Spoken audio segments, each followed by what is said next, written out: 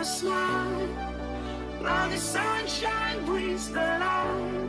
Fill me out with a flame. I will let you in this game. Take me out when I'm down. 'Cause with you I'm safe and sound, safe and sound, safe and sound, safe and sound, safe and sound, safe and sound, safe and sound, safe and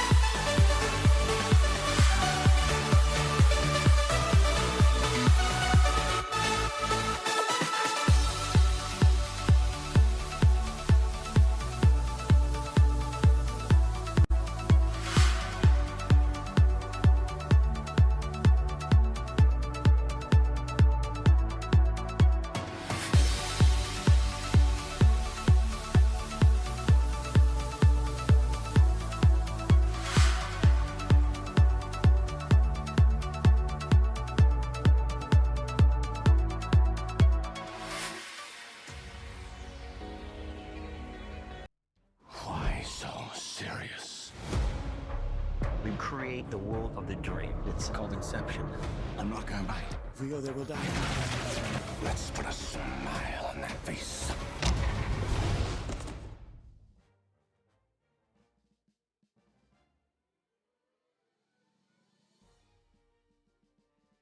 When I was 19, I almost died. I mean, it's weird to say this out loud, but I suppose I wouldn't really have it any other way.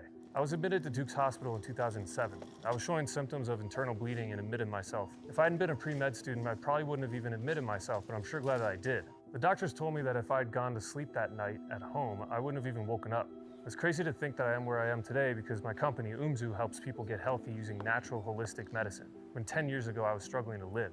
When I was in the hospital, doctors ran some general tests that showed I had a lot of different problems, not just the internal bleeding. My T levels came back at 11 nanograms per deciliter, about a third of the average woman. What happened next completely turned me off from the medical industry and what I thought at the time was my entire career path. The doctors had no clue what was wrong with me. They prescribed me synthetic TRT and antidepressants, all of which threw my health into a spiral. I gained over 50 pounds and I had to take a full year off from school. I thought my life was completely ruined at this point. When I got back to school, I remember sitting in a class on tumors. Up until then, I'd been passed from doctor to doctor, referral to referral, and no one could even tell me what was wrong, even at one of the best medical systems in the country. In that class, something clicked. I went to the doctor and requested that they run a test to see if I had a pituitary tumor. And the test came back positive. Now that I knew what was wrong with me, I knew it was something that I could actually solve. I hit the books, worked in labs on campus, spoke to professors, and came up with a plan to overcome all the symptoms of my tumor naturally. 18 months later, I returned to the same doctors for a checkup, and they couldn't even believe it. My T levels were at 1192 nanograms per deciliter, more than twice the national average for a man. After that, I started blogging about what I did. Taking the natural route to boost T levels seemed to hit home for a lot of people, and my blog started to grow rapidly. I wrote a book on the subject, and a year later, I was being called a world-leading expert on the topic of natural T enhancement. The biggest question I got from people was, is there anything else you can help us solve naturally? If a tumor can be overcome, what else can we do? That's how Umzu was born. Umzu is a natural products company that's built off of a simple idea, that the pharmaceutical industry has overstepped. There are real problems that you can solve naturally using vitamins and minerals and herbs to support your body's natural processes. We're constantly pumping ourselves with artificial ingredients, medications, and chemicals that our bodies aren't built to process. These cause vitamin and mineral deficiencies that, if gone uncorrected, will manifest in real hormonal issues and systemic failures. Blood flow, blood sugar, hormone levels, stress, gut problems, these are all problems that can be addressed naturally. Over the last 5 years, we've been able to amass a talented team of biochemists, PhDs, and neuroscientists to help push this vision forward. Umzu's vision has really taken off. Now, more and more people are looking for natural solutions first. They're thinking, before I take some pill with a slew of side effects, I'm going to try this naturally. This is a huge and much needed paradigm shift. People are taking health back into their own hands. All I can say is everything must happen for a reason. If you're interested in taking the natural route to solving real problems, check out our products on umzu.com. We're now up to over 20 natural supplements that target specific real issues. Click through to learn more about Umzu.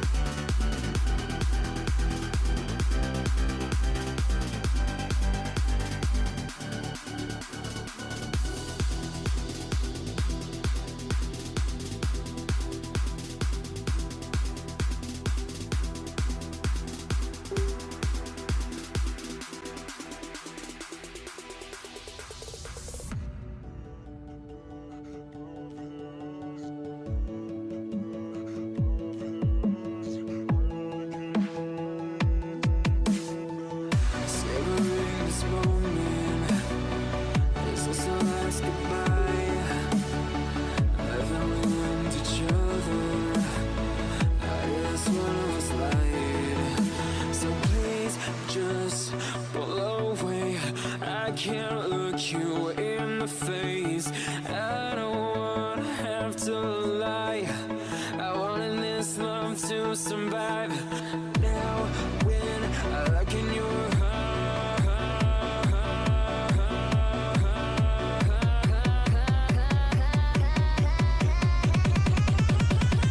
I feel paralyzed.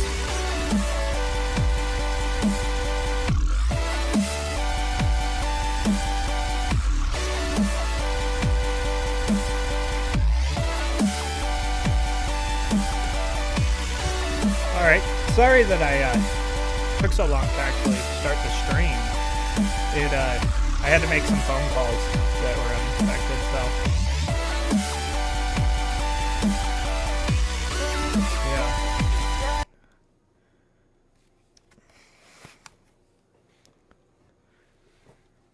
But we're gonna get right into what we do every day is we watch a sermon on the Bible passage of the week. I pick the Bible passages of the week, by the way, but this week's is Romans 12, 9 through 21. It's basically about how Christians should love. And it talks about loving each other, but also loving our enemies. And that is something that is very specific to Christianity, so.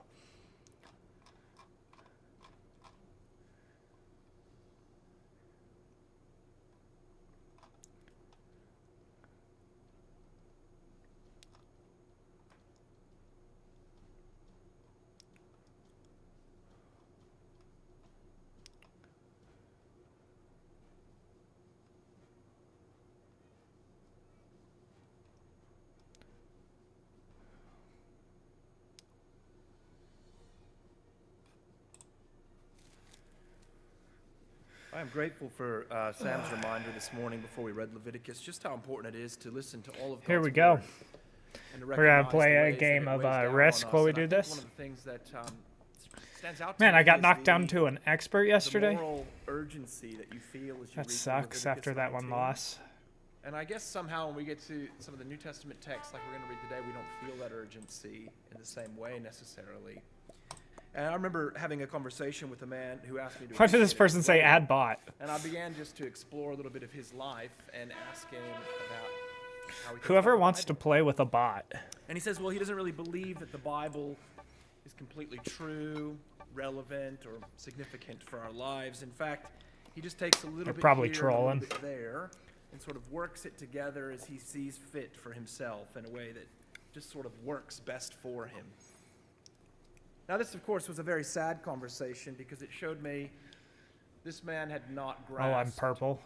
the mercy that God has shown to him. Ooh, I do not Nor like had he this seat. understood that his I guess I'm life in the its last seat, so I can entirety see what everyone else was is to be doing lived and figure out what I sacrificially should unto do the from Lord. there. New life in Christ is not partial. The Spirit does not get compartmentalized into some little box in our lives. Our entire life in its totality is impacted. We're going to be considering that again as we look through some of the pithy statements that Paul offers at the end of Romans chapter 12. And I want you to recognize this is not a list to pick and choose from. This is part of our entirety of our life being lived sacrificially in view of the mercies of God. And so, let's pray, and then I will read to us from Romans 12. Father, please help us to hear your words now. Help me to speak clearly and faithfully, and help us all to be built up in truth. Expose areas where we need to grow, perhaps areas where we need to repent and be challenged, and we pray, Lord, that you would continue to work that transformation in our lives that you've called us to the renewal of our minds. So bless us as we listen in Jesus' name. Amen. Romans 12, I'll begin by reading 1 and 2, verses 1 and 2 to begin, and then I'm going to skip down to verse 9 where we're going to begin focusing our time today. I appeal to you, brothers, by the mercies of God, to present your bodies as a living sacrifice, holy and acceptable to God, which is your spiritual worship. Do not be conformed to this world, but be transformed by the renewal of your mind, that by testing you may discern what is the will of God, what is good and acceptable and perfect. Now please look down to verse 9. Let love be genuine. Abhor what is evil. Hold fast to what is good. Love one another with brotherly affection. Outdo one another in showing honor. Do not be slothful in zeal. Be fervent in spirit. Serve the Lord. Rejoice in hope. Be patient in tribulation. Be constant in prayer. Contribute to the needs of the saints and seek to show hospitality. Bless those who persecute you. Bless and do not curse them. Rejoice with those who rejoice. Weep with those who weep. Live in harmony with one another. Do not be haughty, but associate with the lowly. Never be wise in your own sight. Repay no one evil for evil, but give thought to do what is honorable in the sight of all. If possible, so far as it depends upon you, live peaceably with all. Oh, darn. Beloved, never avenge yourselves, but leave it to the wrath of God. For it is written, vengeance is mine, I will repay, says the Lord. To the contrary, if your enemy is hungry, feed him. If he is thirsty, give him something to drink, for by doing so you will heap burning coals on his head. Do not be overcome by evil, but overcome evil with good. This is the word of the Lord. Paul gives us some characteristics that fill out our vision of what it means to be transformed in our lives, not conforming to the world as our minds are renewed.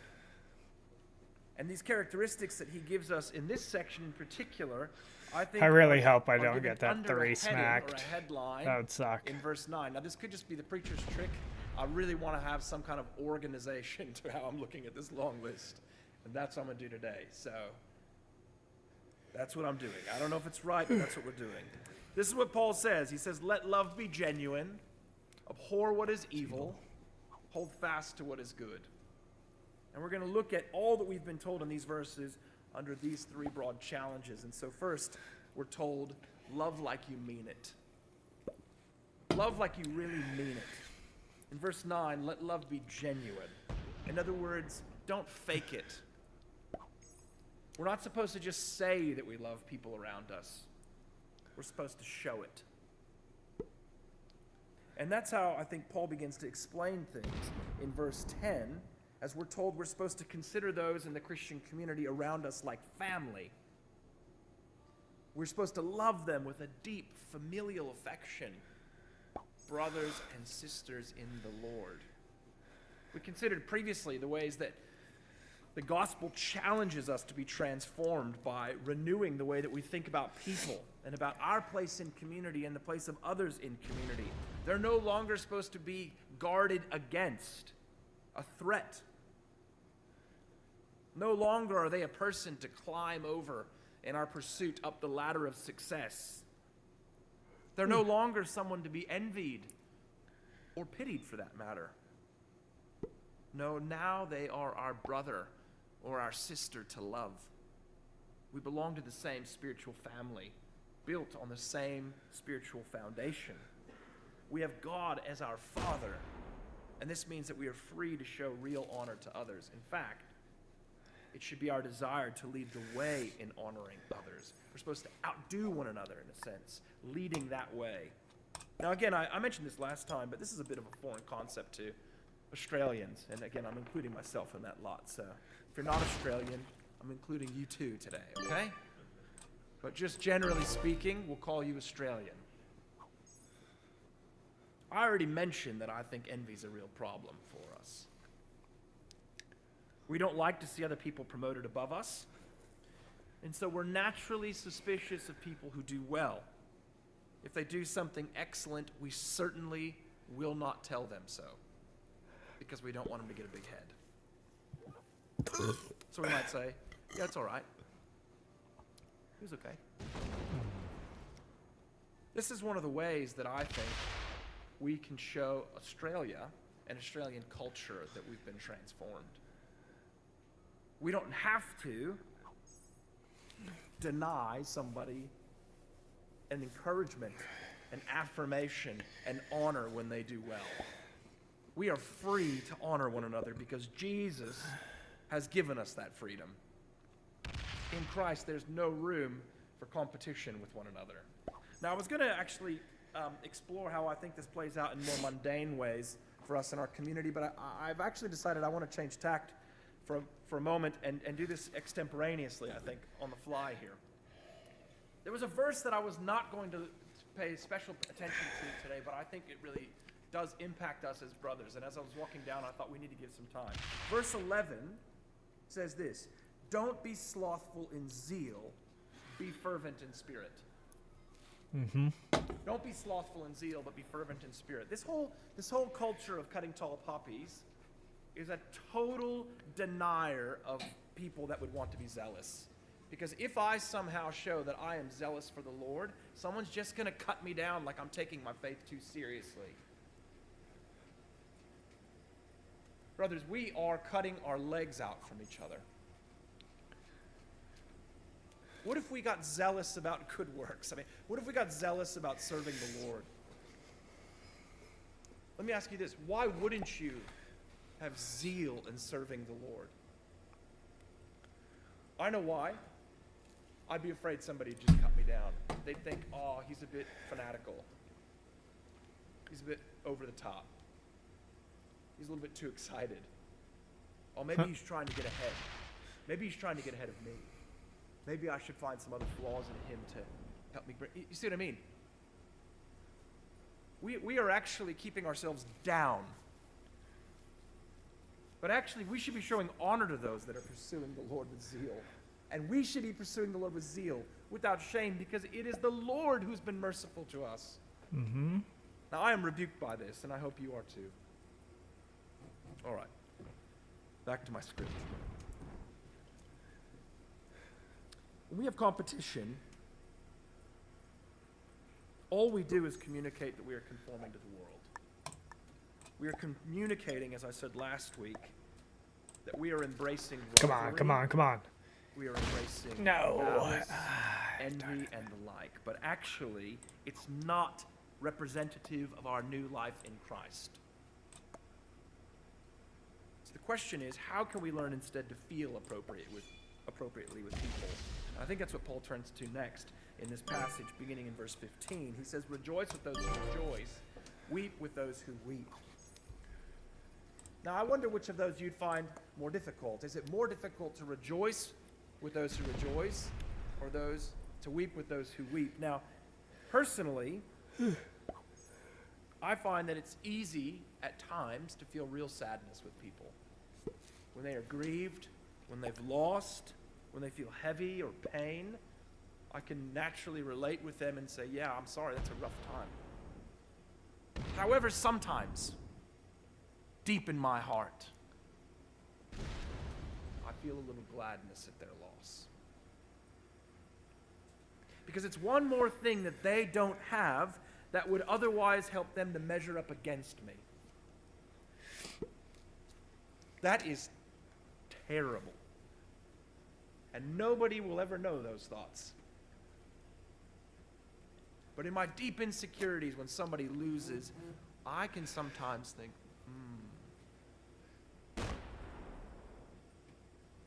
The toughest challenge for me, for the very same reason, is to celebrate with someone when they win.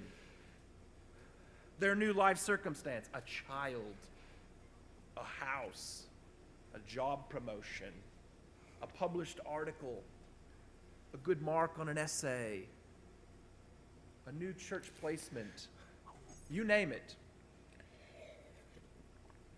Those things can feel more like a threat to me than a joy. How about when someone's publicly recognized?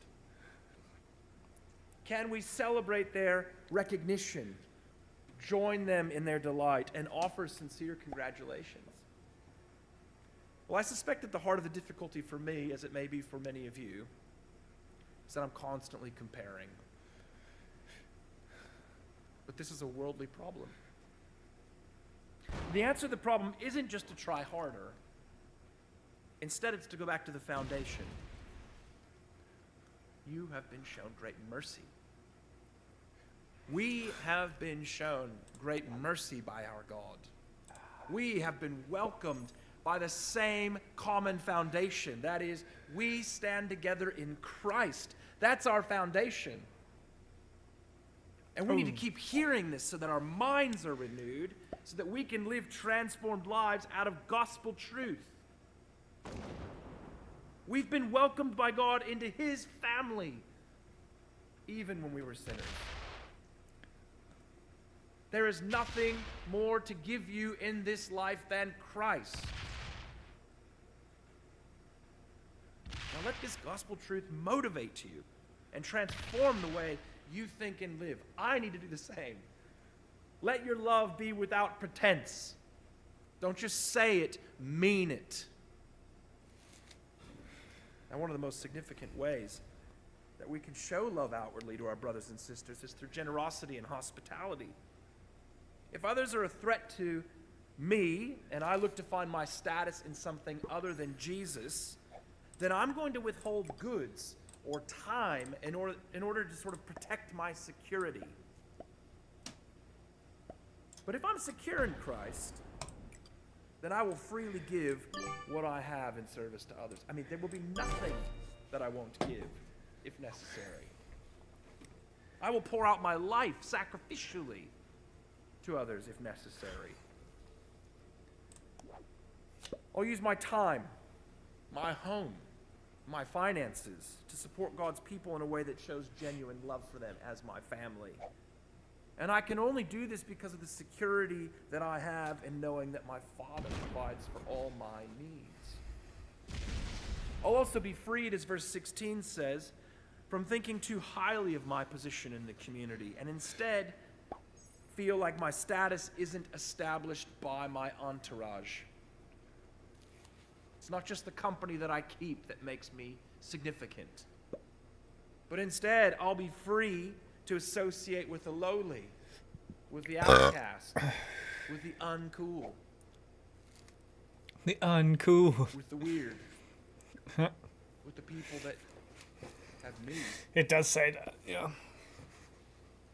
I can also include others and welcome them, even though they're different from me, significantly different, maybe ethnically, culturally, socioeconomically. Jesus levels our social structures, freeing us to not see ourselves as higher or lower than others, but instead making room for all. And I'd like to challenge you, as I think this passage does, in challenging us to genuine love, to think about who you naturally associate with at church, or maybe even in this college community. Who is it that you gravitate towards? Who is it that you connect in with? Do those relationships reflect natural ways, or maybe conformity to the world, we could say? Or do they reflect the transformation that's come through gospel truth? Here's a way of testing it. Would you be just as likely to have your church friends outside the church in a non-Christian setting as you would in a gospel community? So the bond that you share may actually be more like conformity to the world. We both have kids. We're both single. We like cycling. We're the same life stage. We both went to private school. It may look more like conformity to the world than it does gospel transformation. This is not to say that natural affinity isn't good or helpful at points. I think it's a natural sociological thing. But if this is all that you're sharing within your church community, you are selling yourself terribly short. Mm-hmm.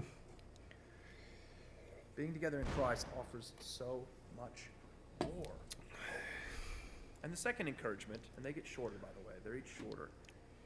The second encouragement that we have for our character is to keep evil in its place. We're supposed to love like we mean it and keep evil in its place. Paul tells us in verse 9 we should abhor what's evil. Now that's, I think, fairly obvious, isn't it? No one's going to say, love what's evil. But I suspect that the application may surprise us. Attack your territory? Abhorrence of evil means not returning evil for evil. In other words, we don't retaliate against evil with the same evil that we've been shown. Instead, we are free to return goodness and blessing to those who've persecuted us. We don't need to curse, and we don't curse because we remember that we were once just like them who are against us now. We were once trapped in our sin, just as they are now. We were once dead and far off from God. We were hostile in mind. We were lost and without hope. I really wish that White was before me and did that, because then I would have just went boom, killed. Fighting with the world because we were trapped in our sin and desperate for security. But now we're in Jesus. And as our minds are renewed, we live transformed lives, meaning we don't need to retaliate kind for kind, demonstrating conformity to the world. What is he doing? The world which would say, well, they hurt me. They deserve Oh, to he's hurt letting back. him out. They cheated on Wow. me, so I can cheat on them. They persecute me for my faith, so I can call down curses on them from God. Oh yeah, he moved his stack We're all just the way to perpetuating here. the problem in our response. Nasty gets returned with nasty. It doesn't mean that the evil is to be excused, but rather we show confidence that justice doesn't need to be taken into our own hands. We have a great assurance that ultimate justice will come. So for now, we can pray for the Lord to turn our enemies to Him. It's a very difficult thing, especially if we've been deeply hurt by somebody, Yes. if we've been oppressed. This is what Jesus modeled to us, isn't it? Even in His dying breaths. where He said, says, "Forgive them, Father, for they know not what they do." they know not what they do. Mm-hmm. I do think it's important to note here that we're not charged to, even though we're charged to bless and not curse those who persecute us, it's not saying that we should get walked on by bullies or persecutors. And there's nothing in this statement that I think encourages us to remain in or even to pursue harm's way. I think it's very reasonable that Christians seek safety. But what is being said is that Christians should not be surprised by antagonism What is Red doing there? And when it comes, they should not respond with a fight.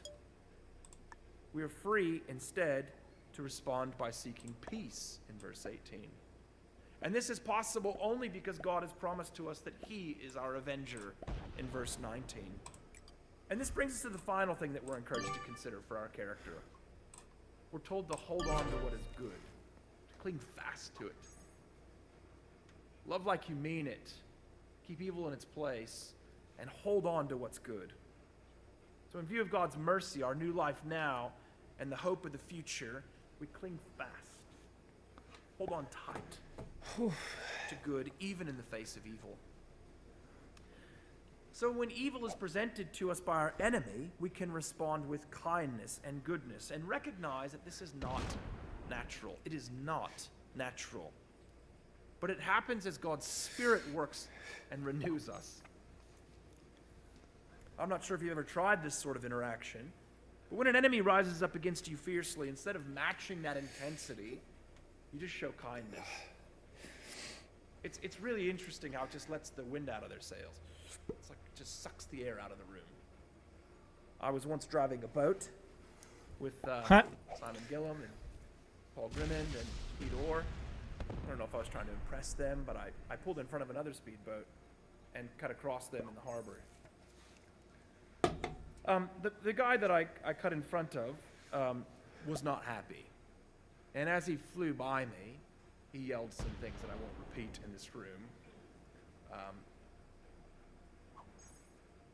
And after he went past us, about 10 minutes later, he came full speed back at my boat, now with another guy on.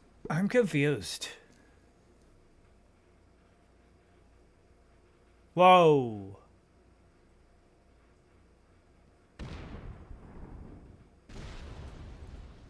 Is Red gonna kill me? What the fuck?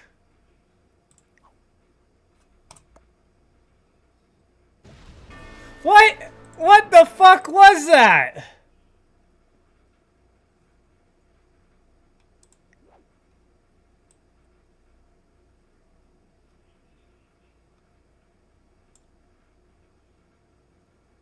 What?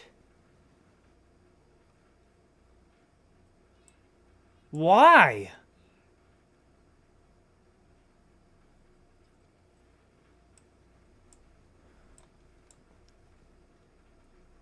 What the fuck? That was so confusing. Red was an expert? Why would they have sacrificed? Why would they have done that? That made no sense. What?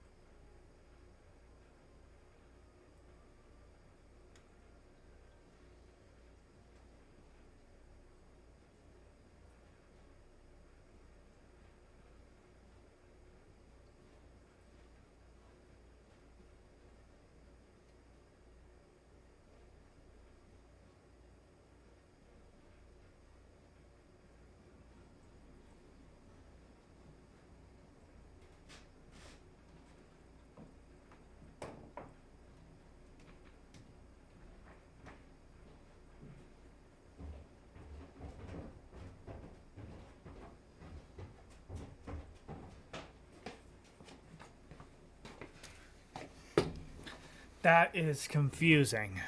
I am, like, actually so confused on that move. Did he just want to lose?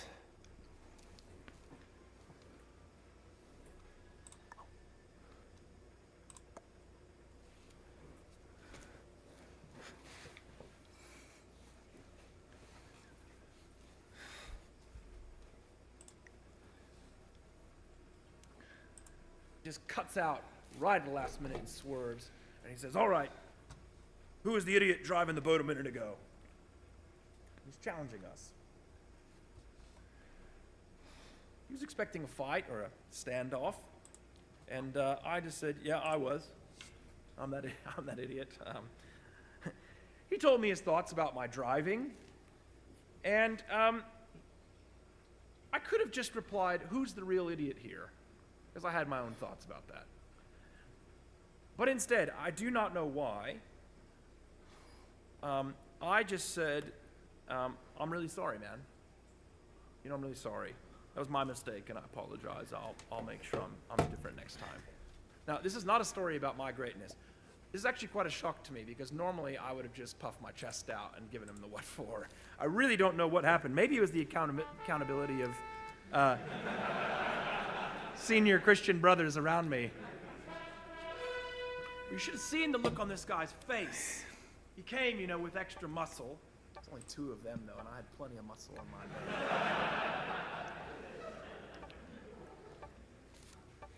But you should have seen the disappointment. Like, he was angry, and then when I apologized and he realized I was being sincere, he just, oh, well, let's all do better next time. Yeah, great, man, great.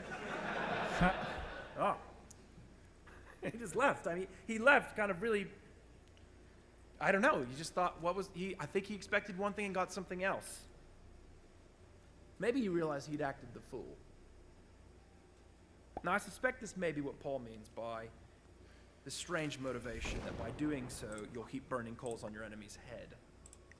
That would be a strange thing, as we show kindness, to sort of secretly wish our enemies harm. No, I found out that it means because back in the day they used to give each other coal if their fires went out. So, and they would put it on their heads to carry it. So that's what it means. Harm.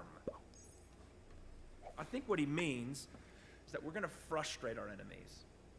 We're going to frustrate the evil that they're perpetrating. Not frustrate them where they're just grumpier and angrier, necessarily, but actually we're going to stop that evil. It's going to seize up. It's not going to be able to advance anymore.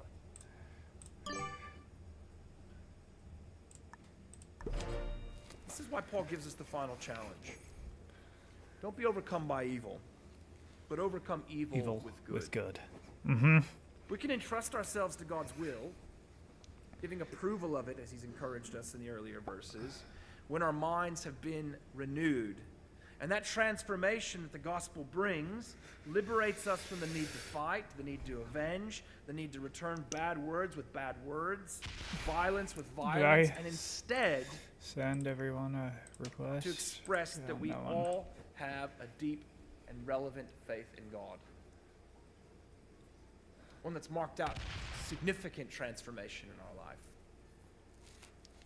Now, as we conclude this little study in Romans 12, it's really important to recognize that the way that Paul has encouraged us to live is sacrificial.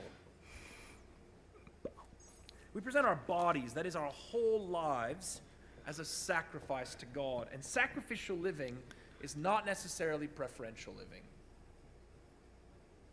or comfortable living, or easy living. It's costly.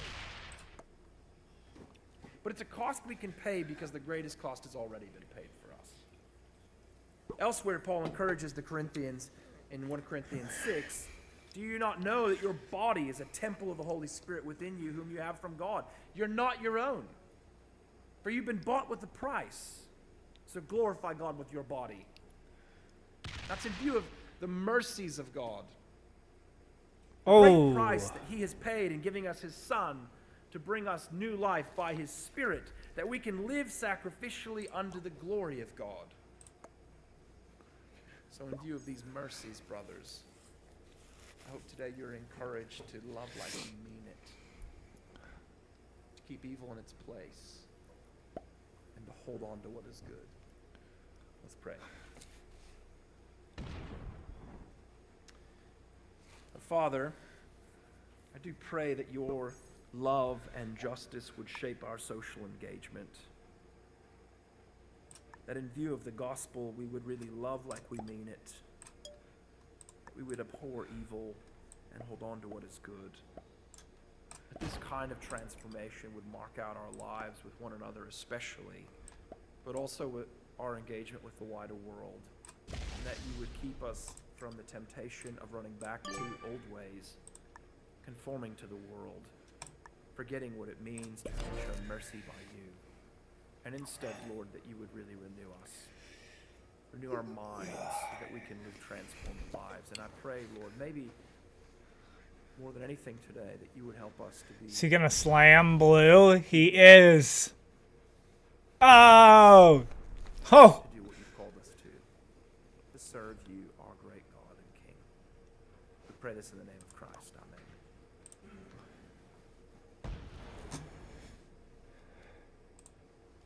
Thrift Book's new reading reward. I am grateful for Sam's reminder this morning before we read Leviticus, just how important it is. All right, let's watch this. It's about RFK. In nearly 2 centuries of American political history, 2 political parties have been embedded in our politics, so enshrined in the functioning of our government that no other parties have ever posed a real threat to their existence: the Democrats and the Republicans. But with every presidential election, especially where the 2 major party candidates seem weak, out of touch, or operate contrary to the wishes and well-being of a large swath of the voting public, the most dissatisfied voters have turned their sights and their hopes on the one available solution against entrenched and disconnected politicians: third-party candidates. These candidates often offer fresh perspectives, take risks on stances that no major party candidate would ever take, and appeal to working class and other voters who feel they aren't being properly represented by the leaders in Washington. And so those dissatisfied voters make the conscientious choice to say, hey, these big guys aren't working for me. I'm voting third party. Take that. And the third party candidate gets anywhere from 0 to 19% of the popular vote, resulting in maybe a handful of electoral votes, but ultimately the big guys always win anyway. Why is that? Why is it impossible in American politics to elect a third-party candidate for president? Why do they keep running anyway? Is it valid to vote for a third-party candidate when you know there's a 0% chance they will take the presidency? Are third-party candidates the answer to our political divide and the politicians who seem unconcerned with listening to the people and acting in their best interest? The answer? Probably not. At least not in this system. But it's more complicated than you think. This is why third-party candidates aren't the answer you think they are.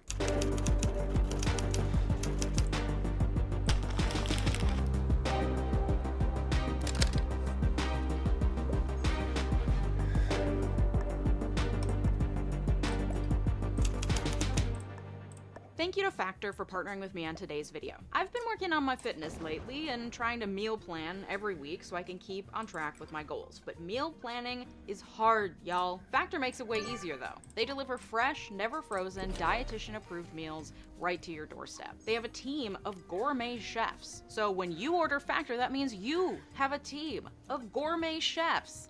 Fancy. You'll have over 35 different options to choose from every week, including keto, vegetarian, and more, so you can easily plan your meals no matter your goals. I recently tried their garlic mushroom chicken thighs with creamy cauliflower rice and garlic green beans. So creamy, so delicious. So creamy. The green beans, still tender crisp. I don't know how they do it. They also have breakfasts, snacks, smoothies, and these delicious little wellness shots. So they have you covered for every meal of the day.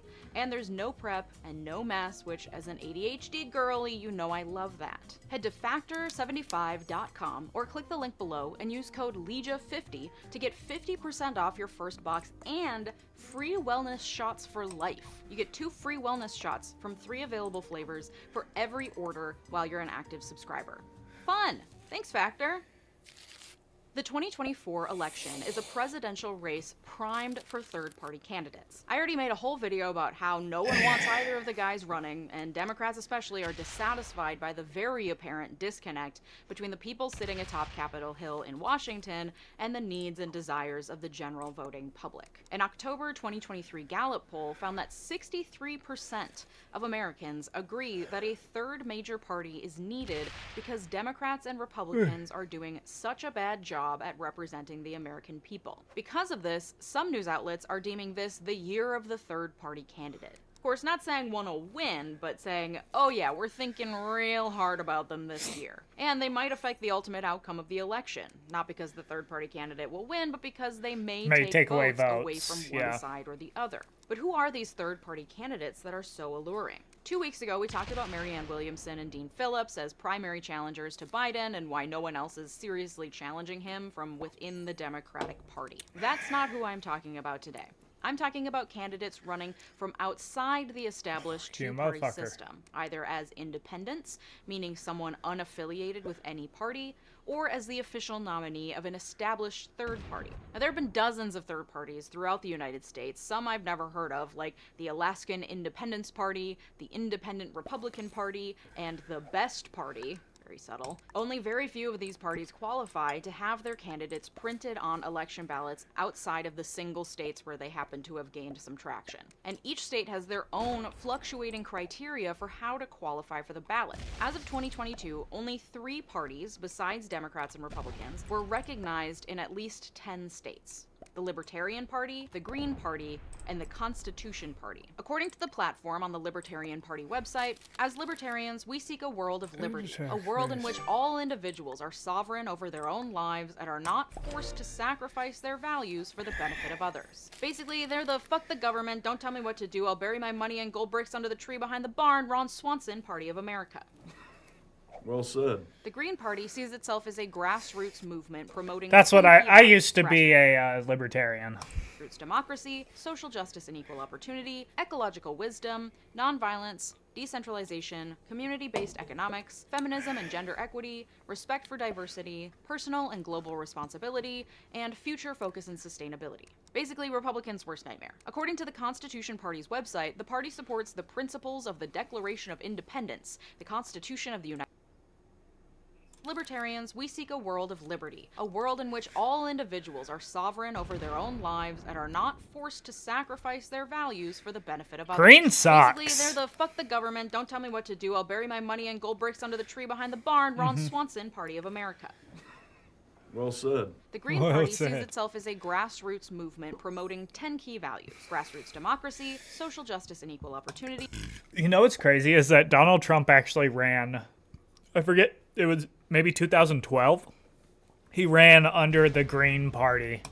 Ecological wisdom, nonviolence, decentralization, community-based economics, feminism and gender equity, respect for diversity, personal and global responsibility, and future focus and sustainability. Basically, Republicans' worst nightmare. According to the Constitution Party's website, the party supports the principles of the Declaration of Independence, the Constitution of the United States, and the Bill of Rights. It is our goal to limit the federal government to its delegated, enumerated constitutional functions. Basically, a Republican wet dream. And then there's a group that calls themselves No Labels. They're not an official third party, but I would be remiss I've not never to heard mention of- them in a video about third-party candidates I've because never they've heard been of part this. of the national conversation lately and have been threatening to promote an unnamed third-party candidate for the 2024 election to challenge the Trump-Biden ticket. No Labels was founded in 2010 by Nancy Jacobson, I've never a heard of Democratic No Labels. fundraiser with a history of organizing for new Democrats like Whoa! Bill Clinton and Bill Clinton. It aimed to foster a new kind of politics by finding common ground between the Republican and Democratic parties, rooted in the belief that there was a Whoa. substantial, silent majority of Americans whose common sense approach What the fuck? Why the fuck would you have done that? You could have... That pissed me off.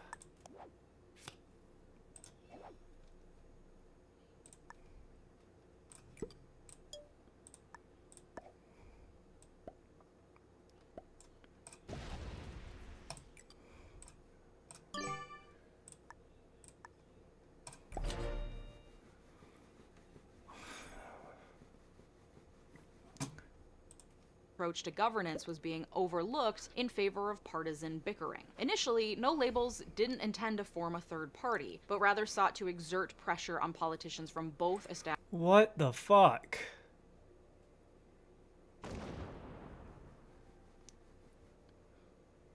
Please go into... There, yes. Thank you.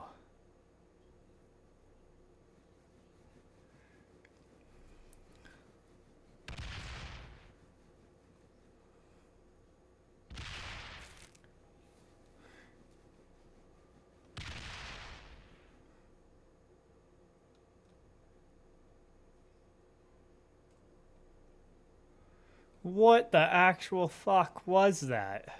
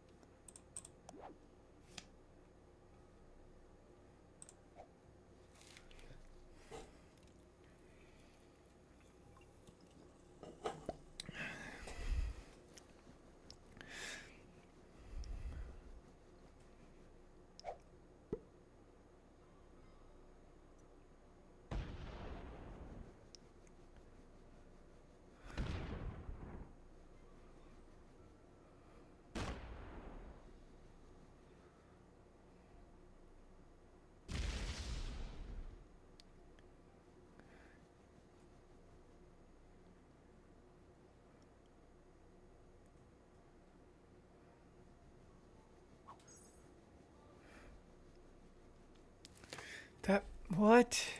Established parties to encourage cooperation, civility, and bipartisanship.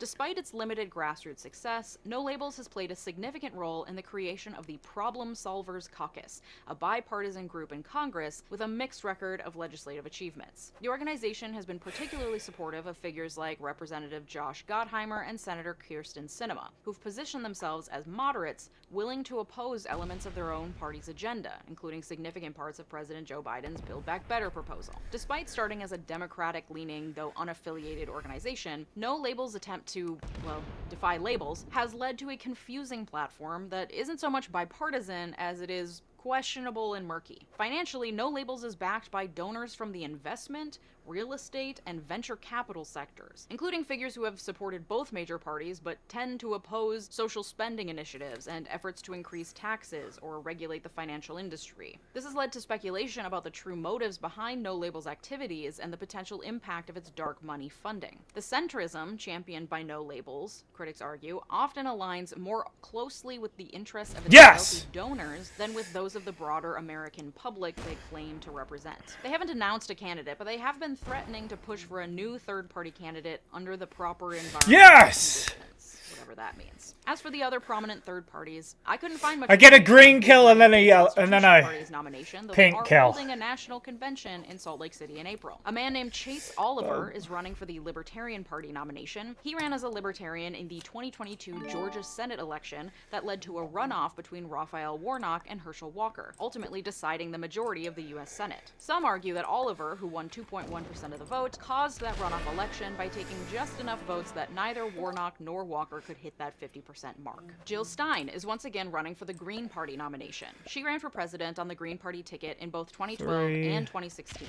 In her video announcing her candidacy, she called for an economic bill of rights, including guaranteed right to employment, healthcare, housing, food, and education. She won 1.4 million votes in the 2016 election, and some blame her for Hillary Clinton's loss that year, reasoning that those 1.4 million voters would have voted for Clinton if Stein wasn't running. Subsequent analysis has found that it's unlikely the case that Clinton would have won if Stein hadn't been in the running, because most of her voters would have just not voted because they didn't want Trump or Clinton. And it's yet to be seen what kind of momentum Jill Stein's 2024 presidential bid will gain in the next 9 months. Besides Chase Oliver and Jill Stein, there are two other candidates running for president as independents, unaffiliated with any specific party. Those candidates are Robert F. Kennedy Jr. and Cornel West. Cornel West is an academic and activist who's taught at Yale, Princeton, and Harvard, and is currently a professor of philosophy at Union Theological Seminary. He's incredibly progressive and also has been sharply critical of the Obama presidency. Some polling suggests he could win as much as 6% of the popular vote, though polling at this stage is incredibly unreliable, and usually third-party candidates fare much worse in the actual election than polls ahead of time.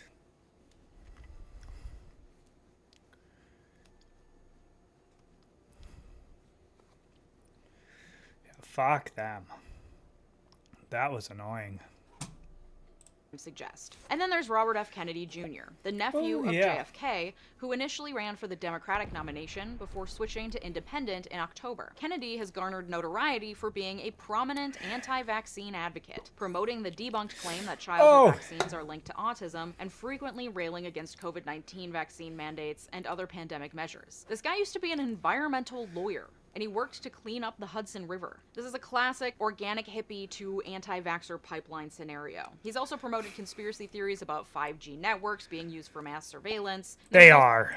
Also an infamous incident in which he shared a video of himself bench pressing shirtless. Bro, he is ripped, though. For how old he is? Made alpha males everywhere salivate on Twitter. Now listen, this guy's 70. He looks great. And we have a weird tendency in this country, and probably just in human nature, to assume that athletic fitness makes someone a good fit for president. For the record, it doesn't, just so we're clear. But on top of well-defined biceps, RFK also has the name recognition that comes along with being a Kennedy, something most third-party candidates lack. And he has the benefit of Trump priming millions of Americans to support candidates who say the edgy things no one else will say, which makes them assume that means that he's of the people, speaking their language. And while Trump has years of political baggage and nearly 100 criminal counts hanging over his head at this point, Kennedy has the benefit of at least appearing purely political and of the people because of his name, despite the fact that both men are in their 70s and have been millionaires since birth. And because anti-vaxxers and anti-government circles have coalesced because of the COVID-19 pandemic, that means Kennedy's audience has grown immensely in the last 5 years. And he's been on prominent podcasts, including those hosted by venture capitalists, as well as Joe Rogan's, Megyn Kelly's, Jordan Peterson's, and Russell Brand. He seems to be speaking to the people who no longer trust the government and are looking for an outsider to speak truth to power. Again, people forget he's a Kennedy, which is the very literal opposite of an outsider, but understanding that requires a few more critical thinking brain cells than I think a lot of his supporters can muster. But because of this massive growth in his audience over recent years, RFK Jr. poses the biggest third-party threat in the upcoming election, and the major parties know this. In early February, the Democratic National Committee filed a complaint with the Federal Election Commission against RFK, accusing him of illegally coordinating a $15 million petition drive with a super PAC backing his presidential race. The complaint accused the arrangement of violating federal campaign finance laws and breaching long-established financial barriers between candidates and outside groups. But you know who doesn't give a shit about enforcing campaign finance laws usually? The DNC and the RNC. They wouldn't be filing this complaint if they saw it as a minor threat that was below them. But they see that he's gaining steam and working hard to get his name on ballots across the country in the 2024 general election. And frankly, they should be scared. A recent Harris poll found that 48% of Americans had a favorable opinion of RFK. And another poll found that 21% of respondents would either definitely or probably vote for Kennedy as an independent in November. 21%. Again, polls for third-party candidates tend to be greatly inflated ahead of the race, but those are numbers the DNC can't write off. That being said, the results of the poll also showed that Kennedy was pulling voters equally from Biden and Trump, though more Democrats viewed him unfavorably at 55%. It'd be very crazy if I lost this one now. 17% have an unfavorable view of Kennedy. So it's unclear whether RFK's candidacy, should he make it to the ballot in November, would really impact the outcome of the presidential race. Because of the disillusionment with our two-party system, his votes once again might simply be coming from voters who, absent a third-party option, wouldn't show up to vote at all. And the increased apathy and dissatisfaction among voters indicates that this year might have many, many people who feel that way. However, this isn't the first presidential election where people felt dissatisfied with their choices in the two-party general election.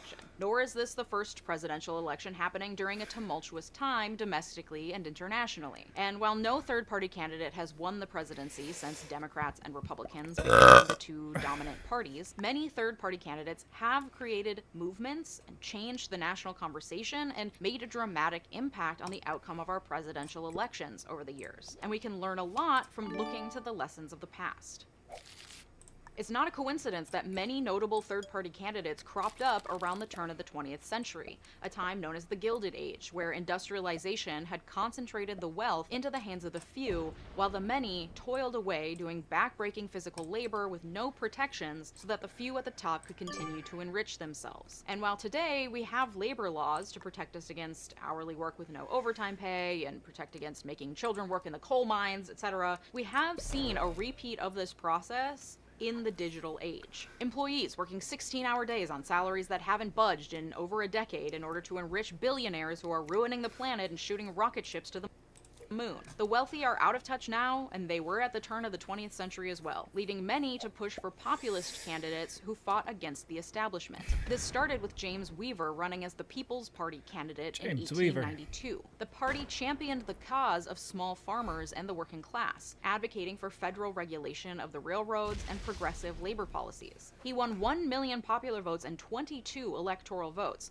forcing the major parties to address the demands of the working class. 4 years later, William Jennings Bryan ran as the candidate for both the Democratic and the People's Parties, also advocating for small farmers and the working class. The election was hotly contested, with voter turnout passing 90% of eligible voters in many jurisdictions. McKinley ultimately prevailed, but William Jennings Bryan won 46.7% of the popular vote, showing the potential that third-party movements had for impacting major party platforms and the national political dialogue. Joke's on McKinley, though, I guess, because he was assassinated 5 years later in 1901.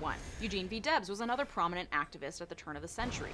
Back when I made a whole video about whether someone can run for president from prison, hint, yes they can, Debs featured prominently because he did just that. But that wasn't even his most impressive run.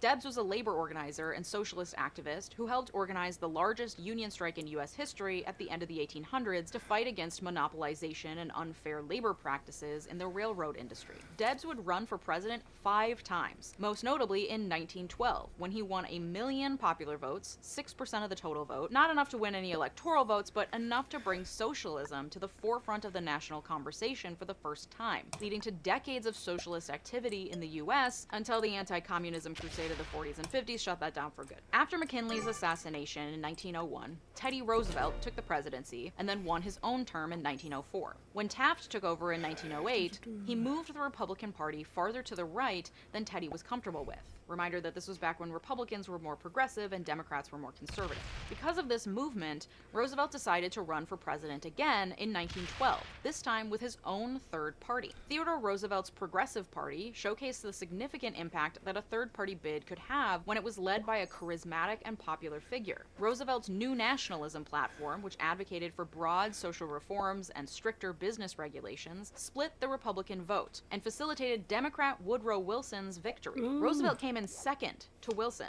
making his 1912 campaign one of the most successful third-party efforts in U.S. history. Now, a handful of other third-party candidates made impressive showings throughout the 20th century, but I want to jump ahead in time to 1992.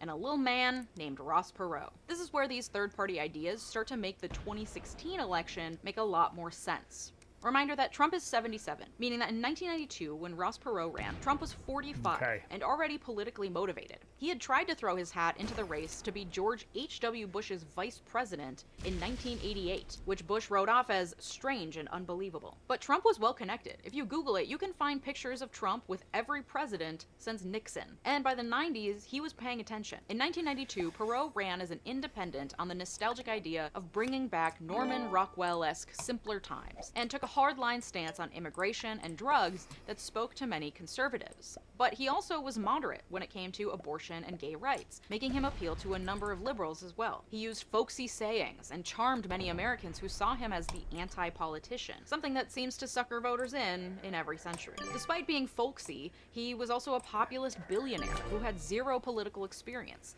promised to disrupt the system, touted economic nationalism, liked conspiracy theories, used childish taunts to mock his opponents, and relied on his wealth for his celebrity. Sound familiar? Perot went on to win 20 million votes, 19% of the popular vote. He later founded the Reform Party and ran again in 1996, though with much weaker results. 4 years after that, Trump seriously considered running for president on the Reform Party ticket, Ross Perot's own party, in 2000. The 2000 election would also provide ample fodder for the Trump playbook that would take shape in 2016. However, instead of Trump, it was Pat Buchanan who ultimately ran under the Reform Party banner in the 2000 election. In Buchanan's view, Republicans were no longer conservative enough. He's been called the father of culture wars, railing against gay rights, abortion, diversity, and immigration. To him, Republicans were too tolerant of moderates and too entrenched in the establishment. He leaned into racist and homophobic ads, was frequently accused of anti-Semitism, was connected to white supremacists, and frequently defended Nazi war Whoa, is he gonna hit Rather me? bafflingly, though, he nominated a conservative black woman as his running mate, Izola B. Foster, which alienated many of his base. Oh, because, he he scared was me. a flagrant racist and supported by flagrant racists. Buchanan would go on to Why win wouldn't he less than have half of broke him 1% of then? the national vote, but he did shockingly well in one consequential state. Florida. If you'll recall, the 2000 election came down to Florida, where George Bush was declared the winner of the state by a 537 vote margin over Al Gore. In one county, Palm Beach, Buchanan mysteriously performed with flying colors given the county's demographics. Didn't make sense. The likely culprit? The infamous butterfly ballot. A ballot design so flawed, so absurd, that it likely altered the arc of history. The circle designated for Pat Buchanan appeared second, directly under the circle designated for George Bush, but the name listed directly under Bush was Al Gore. It's speculated, given how inconsistent the results were in Palm Beach County compared to the demographics, that many people selected the second circle thinking that it was a vote for Gore, when it was actually a vote for Buchanan. It's thought that at least 2,000 Democratic voters mistakenly voted for Buchanan instead of Gore because of that ballot design. Reminder that Bush won by 537 votes in Florida. Bush won the presidency, the 9/11 attack happened a year later, and we entered a war that lasted decades and cost thousands of lives, not to mention the environmental reforms Gore ran on that Bush never enacted. It's impossible to know how things would be different if a single ballot hadn't given a single third-party candidate an accidental boost, but it is kind of maddening and a little heartbreaking to think about. Though of course Buchanan is only one of the third-party candidates that ran in 2000. There was another who also dealt a frankly more fatal and decisive blow to Gore's election chances, and that was Ralph Nader. Unlike Buchanan's far-right extremism, Nader represented the hopes of the progressive left through his platform supporting campaign finance reform, universal health care, affordable housing, free higher education, a living wage, marijuana legalization, criminal justice reform, environmental protections, and increased corporate taxes. Ideas that, a quarter century later, progressives are still calling for, and little progress has been made, if any. Nader believed that Republicans and Democrats would never listen to the will of the people without a decisive challenge, and he saw little difference between the two parties, who he saw as nothing more than corporate sellouts. He refused to back down even as it became clear that he posed a threat to Gore's chance of winning. He insisted he had no responsibility to Gore and that both Republicans and Democrats were bad options, suggesting that Democrats could maybe learn a lesson or two and be energized if Gore failed. Nader far outperformed fellow third-party candidate Pat Buchanan, winning nearly 3 million votes, including over 97,000 in Florida, the state where Bush won by 537 votes. Nader is of course important to mention as a third-party candidate who had a huge impact on the outcome of an election, but I want to bring back Buchanan again, because despite his resounding defeat in the 2000 election, Trump and other far-right political actors saw what he was doing in 2000. By the time Obama was elected in 2008, they had gathered steam, with Trump at the helm of the birther movement against Obama and Tea Party candidates gaining new ground in backlash to the election of the first black liberal president. Trump briefly floated running for president in 2012, eventually backing down. And by 2016, Trump had been considering a presidential bid of some form for nearly 30 years, and he'd been watching in the sidelines to see what got people riled up. Does this make him a political mastermind? Absolutely not. I bring this up to emphasize once again the important role that third-party candidates have played in changing the national conversation, for better or for worse, even in ways that aren't apparent until decades later.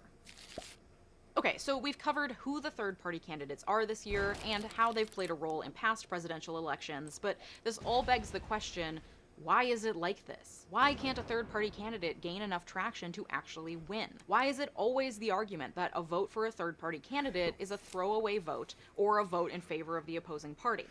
Well, there's a pretty simple explanation.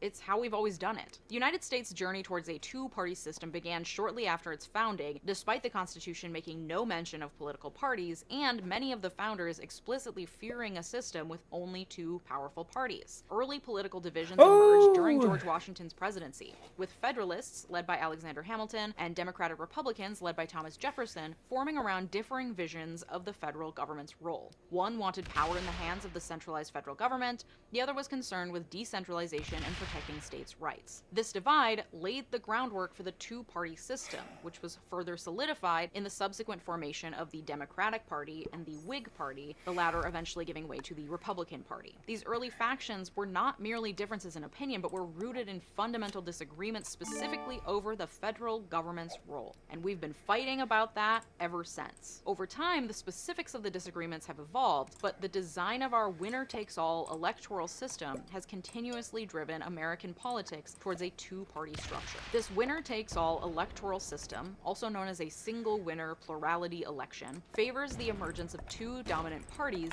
by penalizing smaller parties. This is known as Duverger's law. Voters, acting strategically, tend to support their most preferred electable candidate to avoid wasting their vote on a candidate with no realistic chance of winning. This strategic behavior, coupled with the U.S. primary process, favors maintaining debates and divides over issues within the two major parties because smaller factions have no chance of winning in a winner-takes-all system, making it challenging for third parties to emerge and sustain themselves. And as our country has become even more polarized, to the point where your political party becomes a part of your personal identity, the two parties not only represent different policy preferences, but also fundamentally different visions for the future of our nation. And this raises the perceived stakes in electoral outcomes, making the idea of supporting third parties or independent candidates even less palatable to many voters who see each election as a critical battle over the very soul of the nation.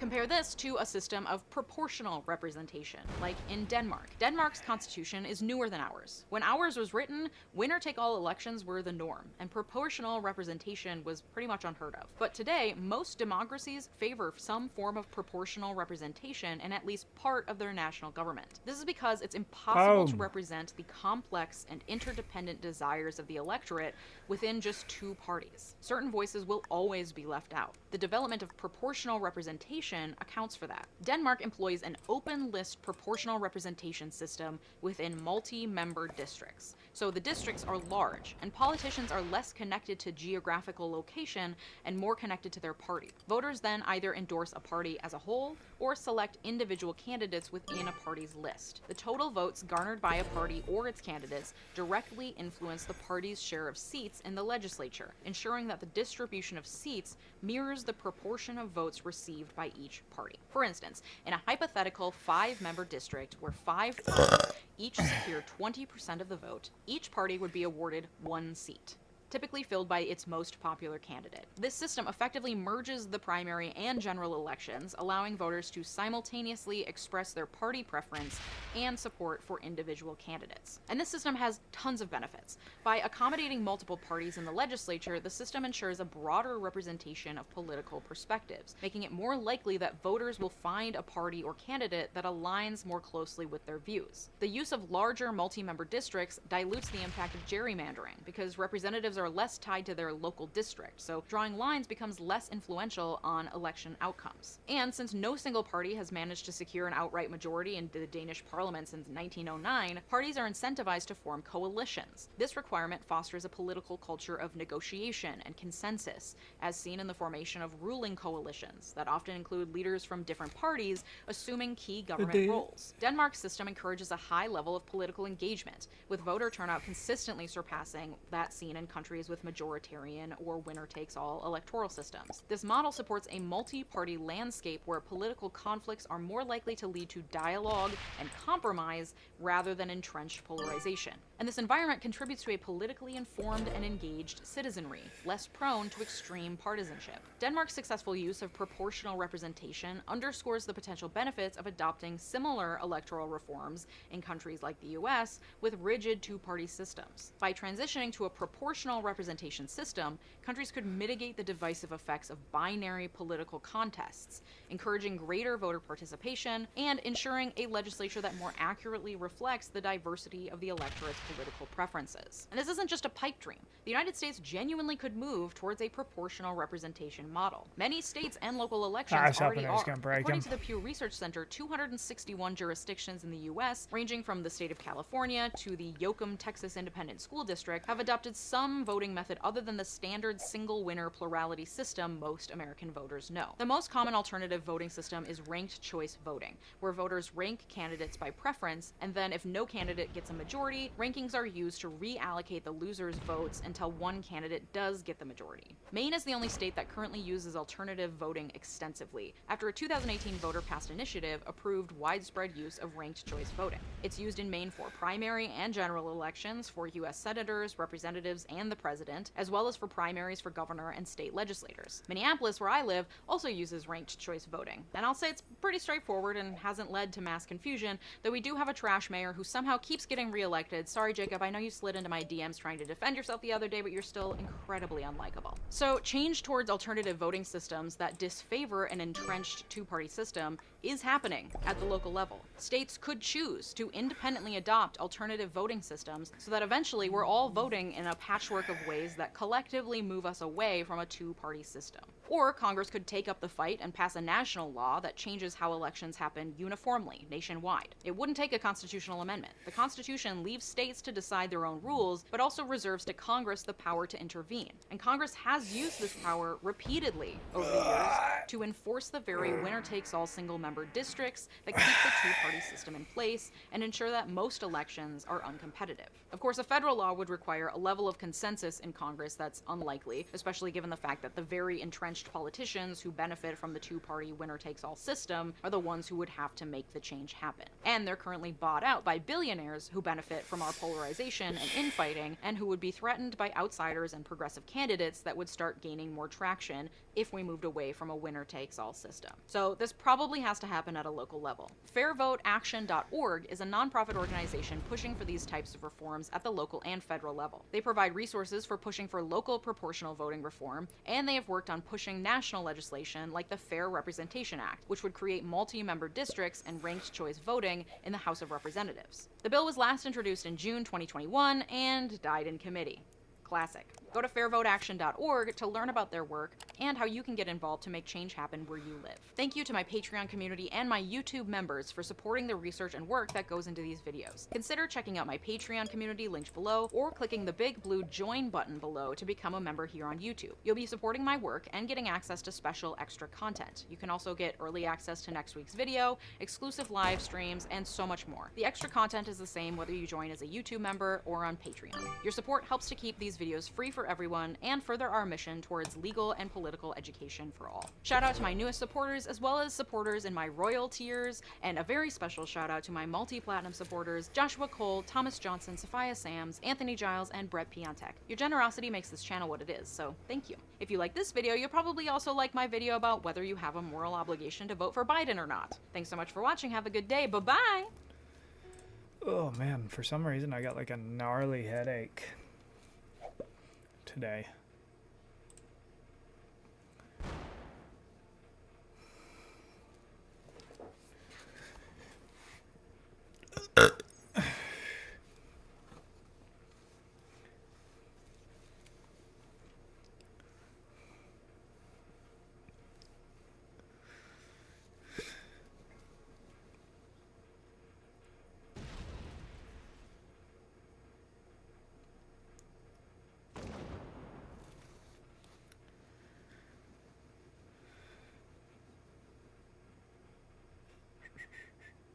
Fucking round turn.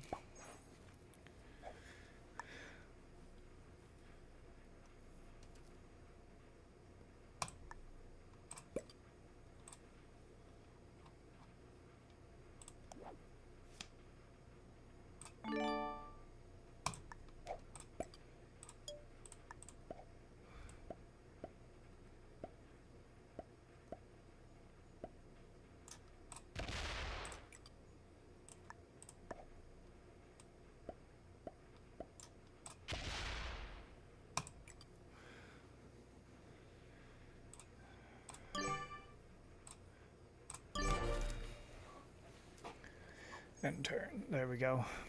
I have 18.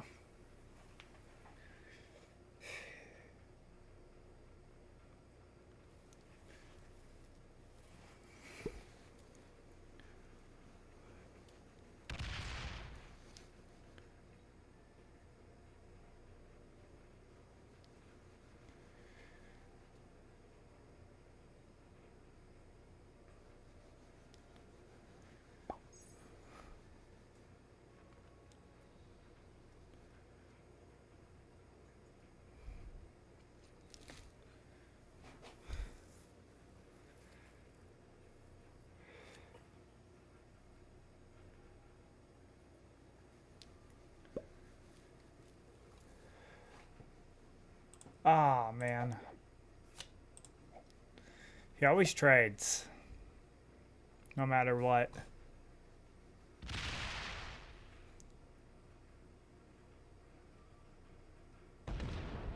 Is he gonna hit my... Oh, he's gonna hit my 10.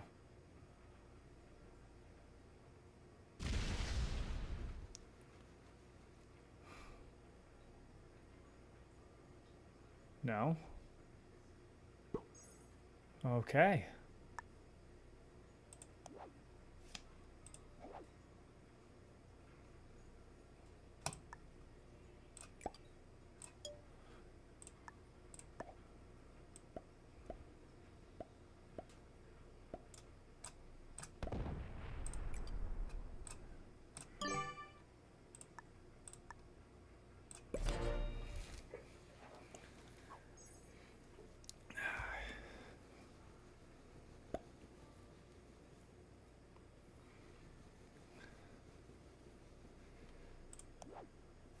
All right, trade that.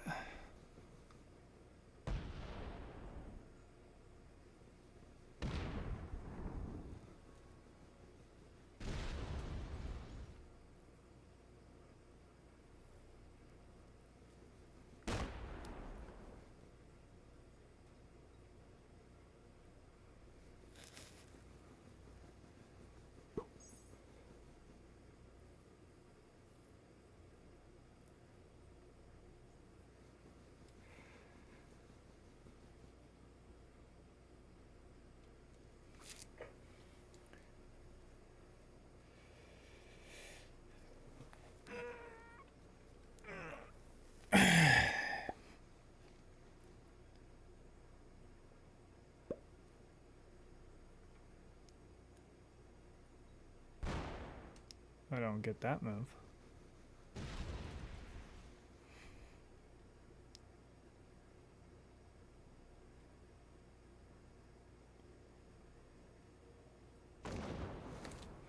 Weird move, but okay.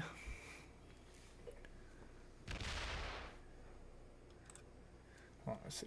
What was this weird? That night out on the ice, you saw something. Someone in this town's hiding something. You have to dig to get to the truth.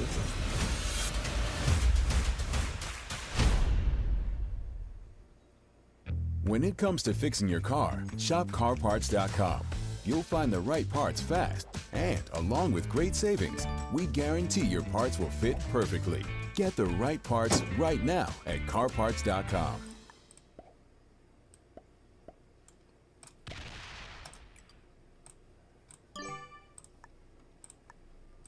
American politics is so bad. What is happening in the world of U.S. politics where we have the absolute worst possible people running for the highest office?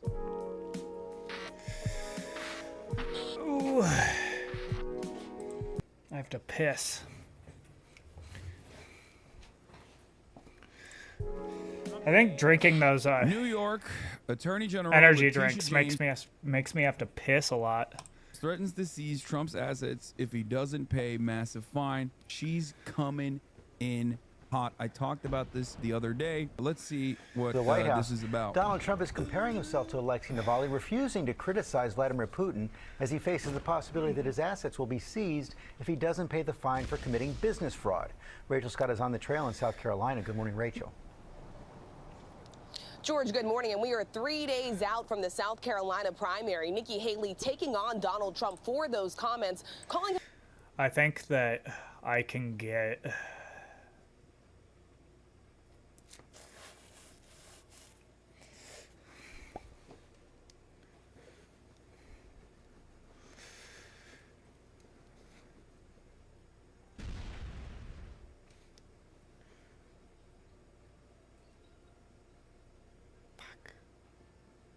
He opened him up. I don't like that. I wanted him not to be opened up.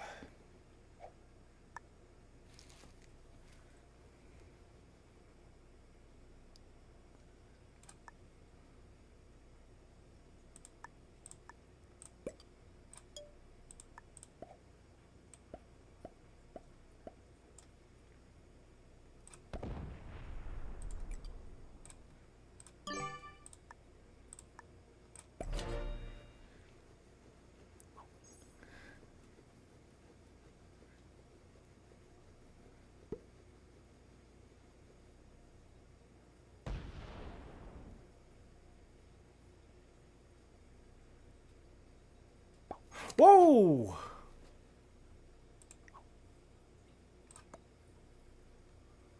Ooh.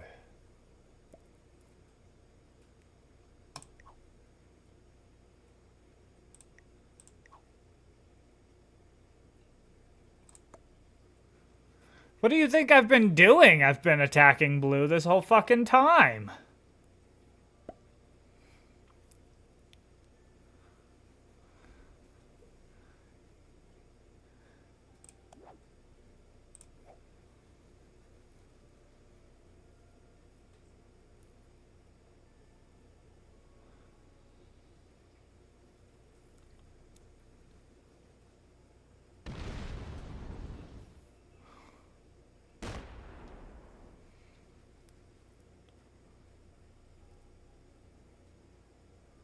Oh.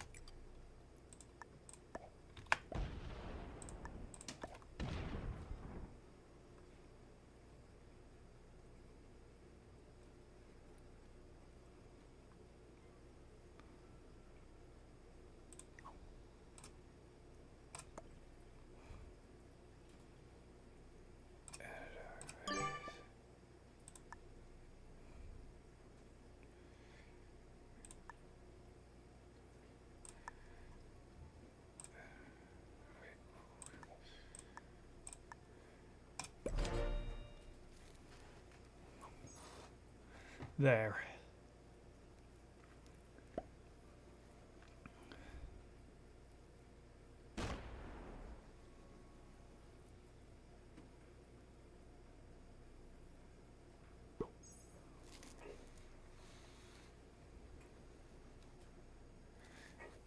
All right. Now I kill blue this next turn.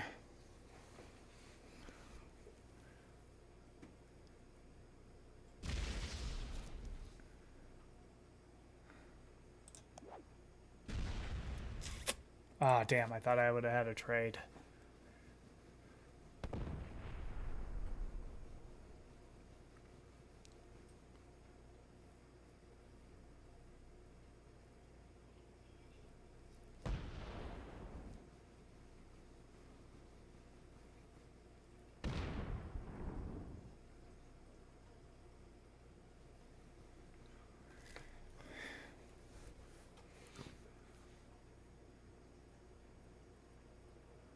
Do I kill red this next turn?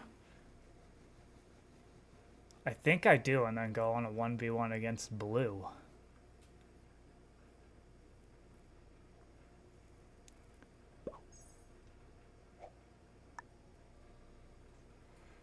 Or is that risky?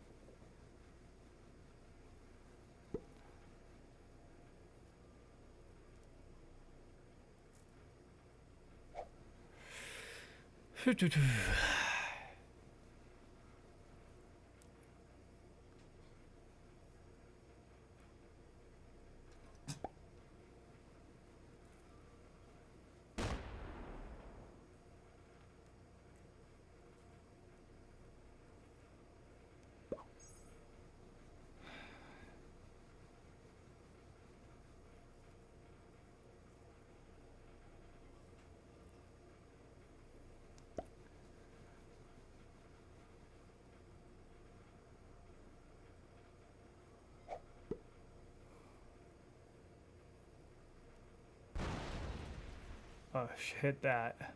Open me up to get the kill.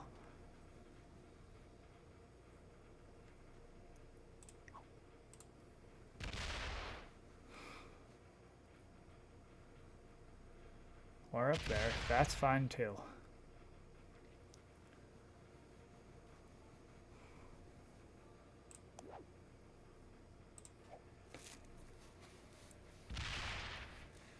Open me up to get the kill. Yes. I can get the kill now.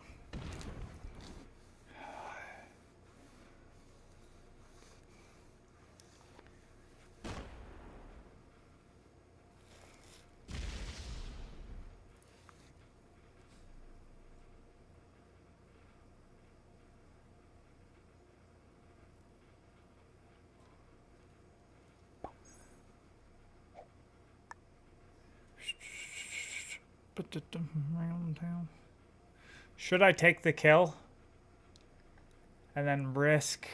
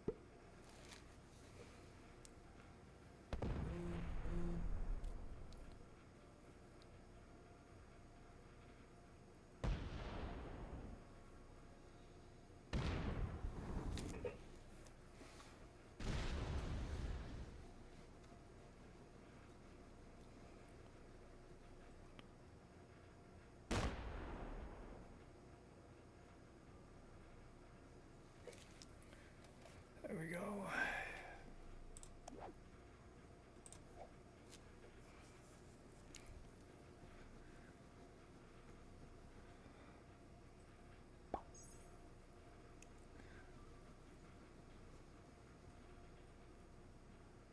Does he go boom?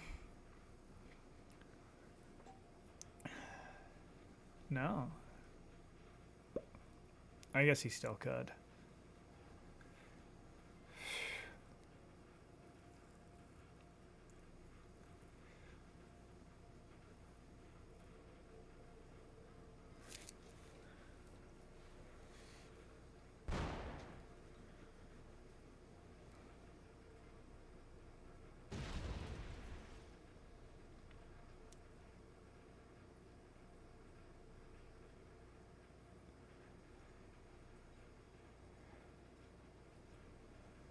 Does he quit or does he hit the fucking...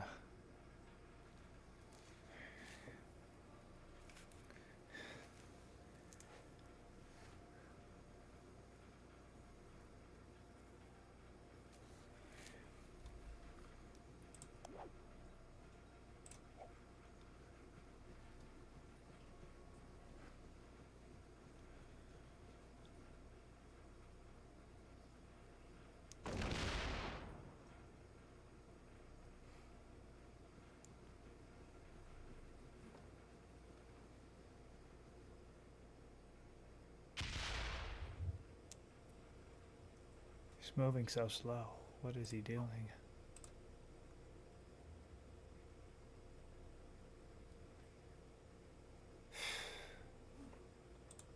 Him a distraction on the Republican Party and insisting he is weak in the knees when it comes to Russia. This morning, Donald Trump facing a massive $355 million fine, once again comparing himself to Alexei Navalny when asked about his legal bills. How will you put up that kind of money because you have a bond to put up? Even if you appeal, you got to put up. He's right, dude, and you should say it. Free the political prisoners. Free the political prisoners. Donald Trump is basically poisoned. Okay, this is exactly what Joe Brandon is doing. Joe Brandon is pretty much Vladimir Putin. Okay, except also much older somehow and much more senile, and yet simultaneously just as vicious and just as conniving, just as bloodthirsty. How can these two things exist at the same time?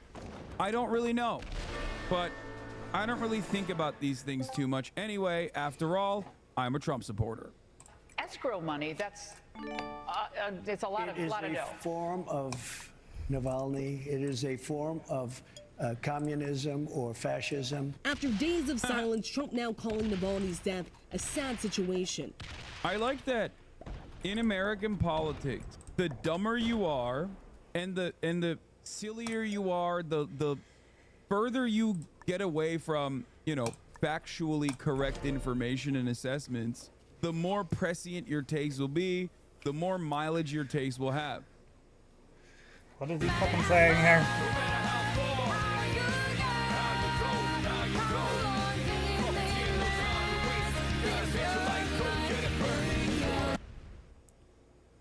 Like, he just said...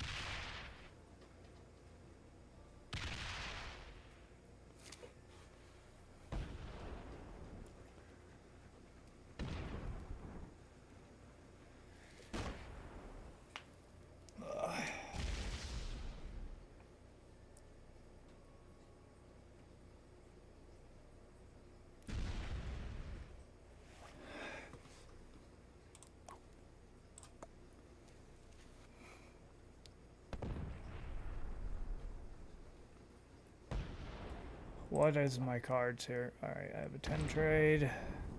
Wow. That roll was good.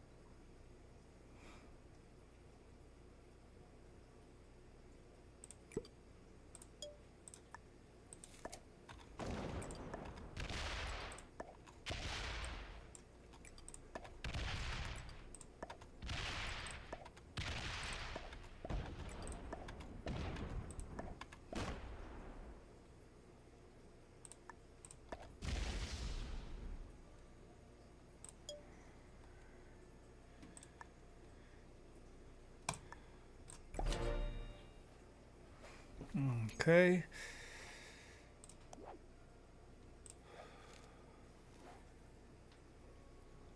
What is this trade? All right, 30 and 30. Man, this is tight. This is a tight game right here.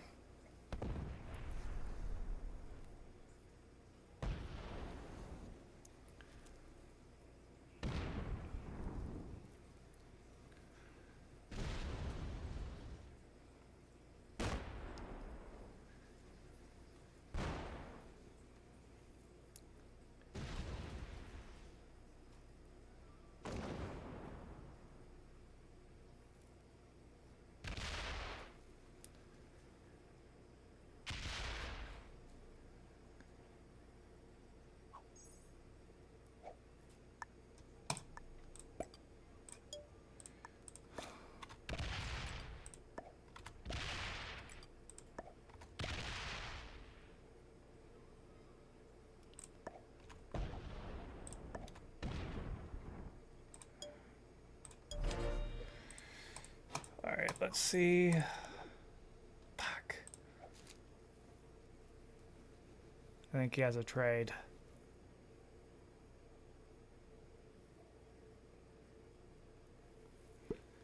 Nope. Oh man, this is stressing me out.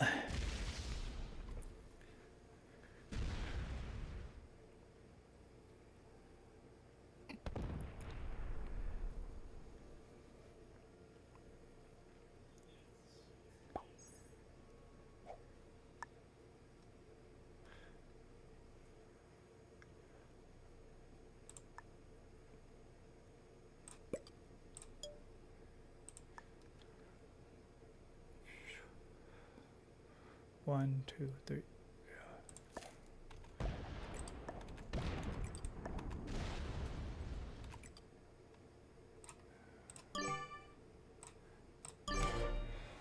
Oof. Shit, I only have a 6 trade.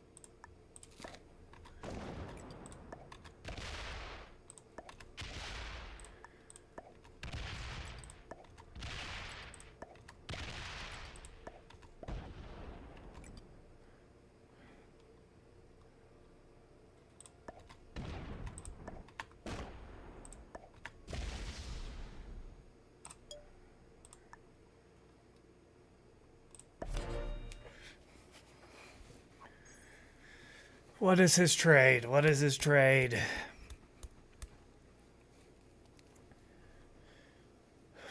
Come on, come on, come on. Then I have a horse. Shit, he has a 10 trade.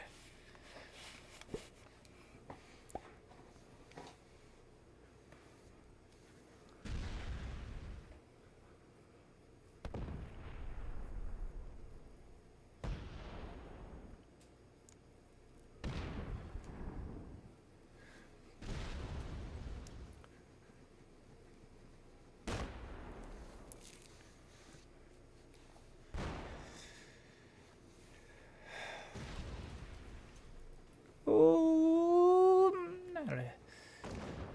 there we go. There we go. There we go. Don't get it. Yes!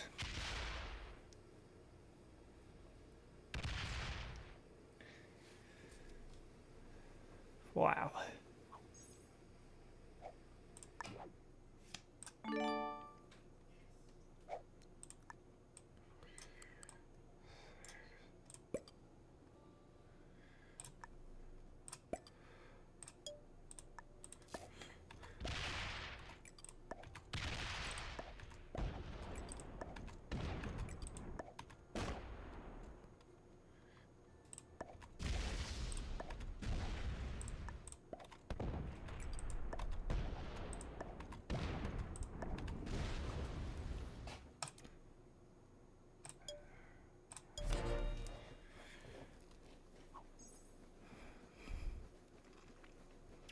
He only gets 4 now. And he doesn't have a trade.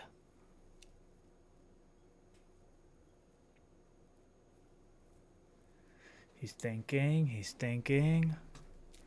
Ooh. This is stressing me out right now. Oh, fuck. He has a 10 trade?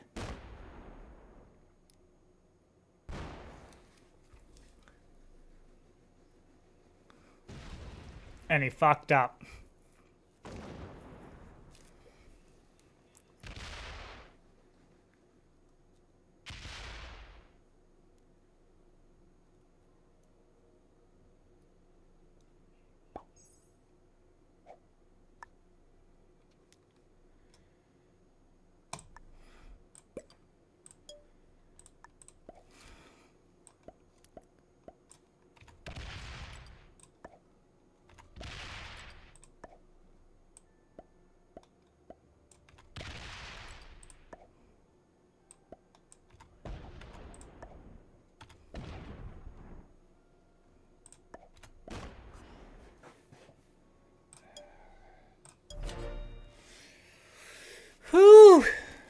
Really?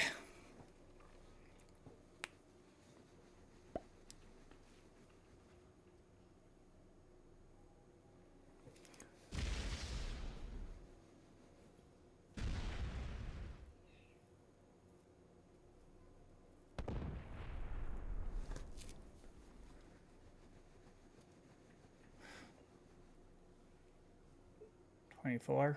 Boom. Perfect.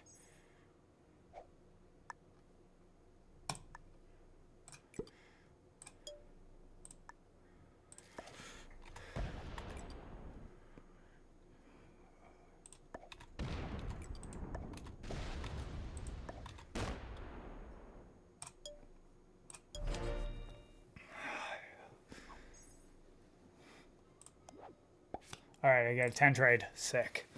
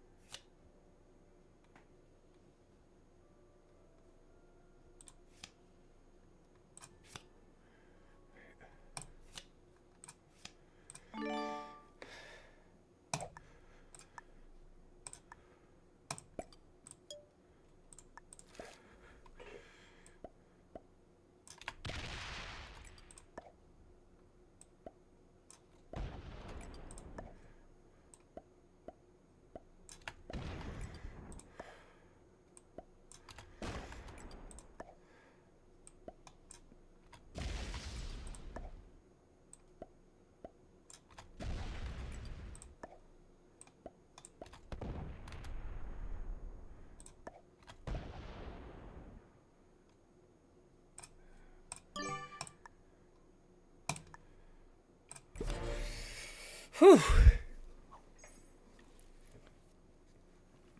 Hopefully he only has that 4. Hopefully... Fuck! Oh, he has a 4 trade, though. Nice. Nice.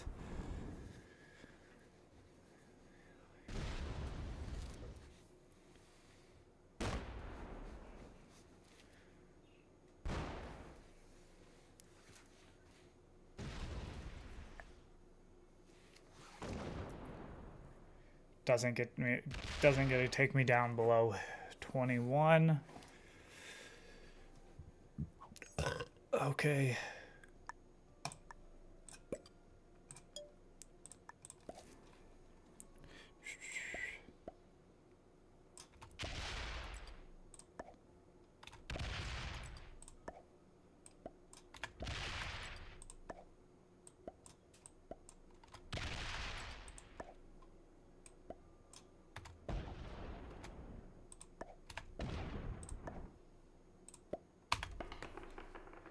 Ah, darn it.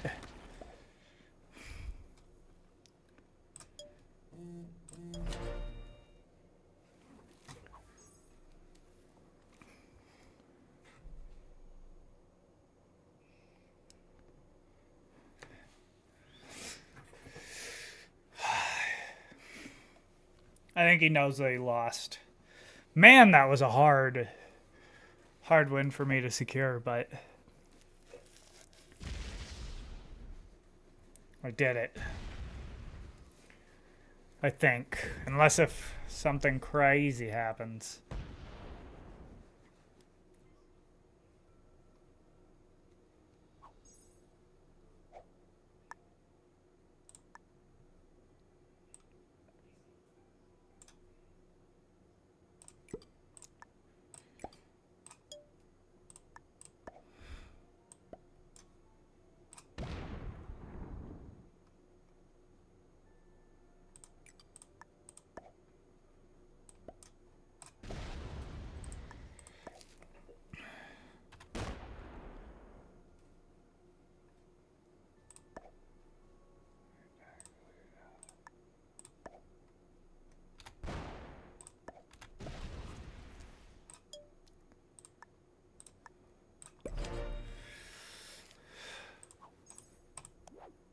All right, now I got 8 trade right there.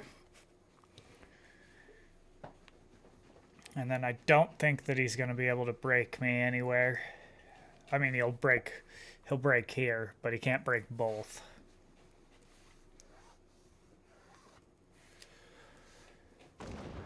Yes. He's fucking up with his rolls.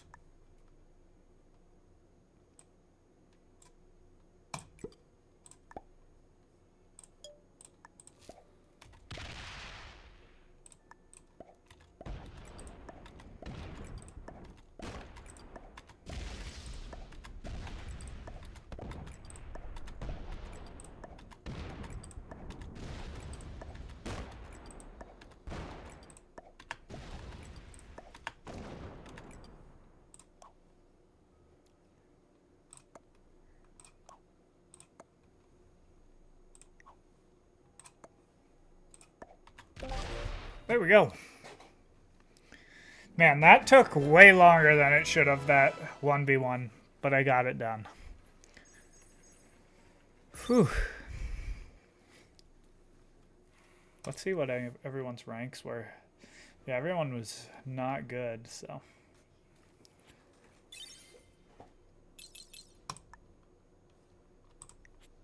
Damn, and I'm lower because of that one fucking game that I lost.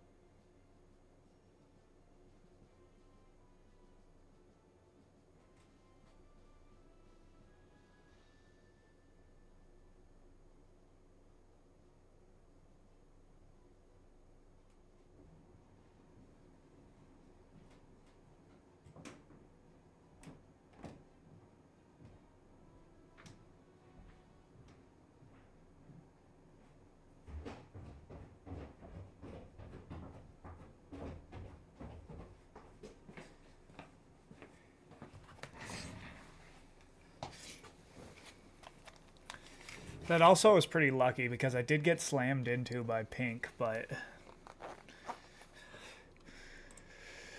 A bunch of different insane things. One, comparing himself to Navalny is crazy right after he got assassinated, okay? Two, making it seem like Russia is communist is also crazy. A conflation of communism and fascism, also crazy. He hit all three. He's like, yes, that's right. Putin is a communist, folks. Putin is a commie. He's a communist fascist.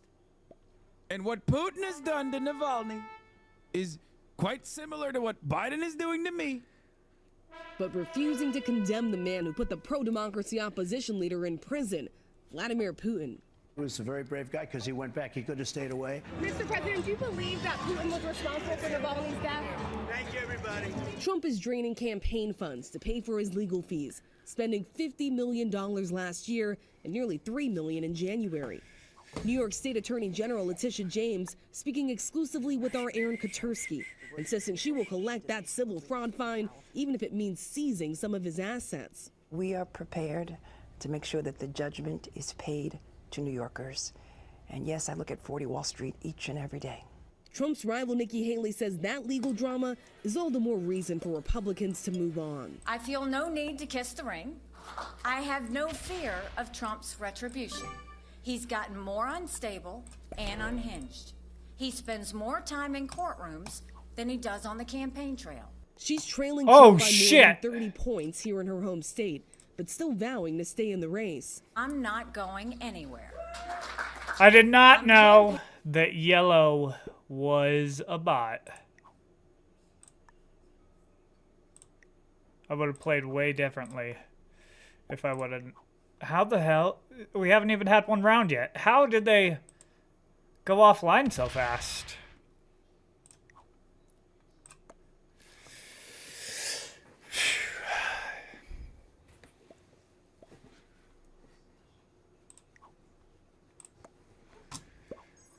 Campaigning every day until the last person votes.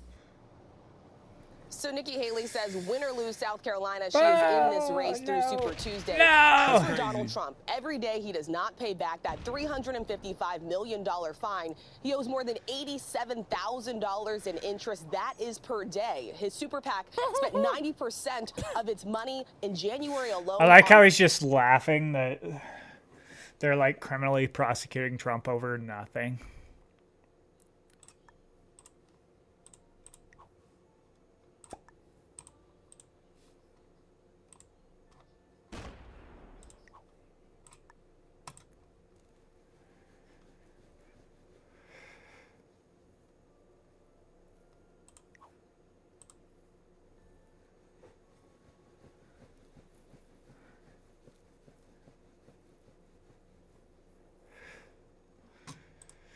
Legal fees. Meanwhile, his political rivals, Nikki Haley, President Biden, they are using their campaign funds on actual campaign resources, Robin. All right, Rachel, thank you.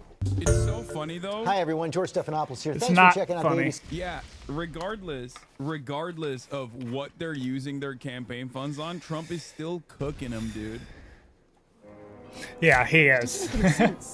That part's funny. These books are under $5 at thriftbooks.com. Think they're connected? They do have a suspiciously large selection of murder mystery.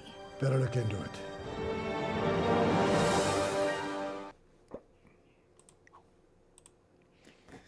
Piece of shit. Why doesn't he want... What did the Stoics know about what separates successful people, I mean truly effective people, whether it's in your career, your relationships, or your community, it makes them different from unsuccessful people? And what did ancient Stoics know about this that seems to be completely forgotten by today's modern average person? I'll give you a hint. The secret to success is hiding in this quote from Stoic philosopher Epictetus. Make the best use of what's in your power and take the rest as it happens. You know what he's talking about? Confronting anxiety and stress. Successful people don't run from stress. They don't let anxiety overcome them.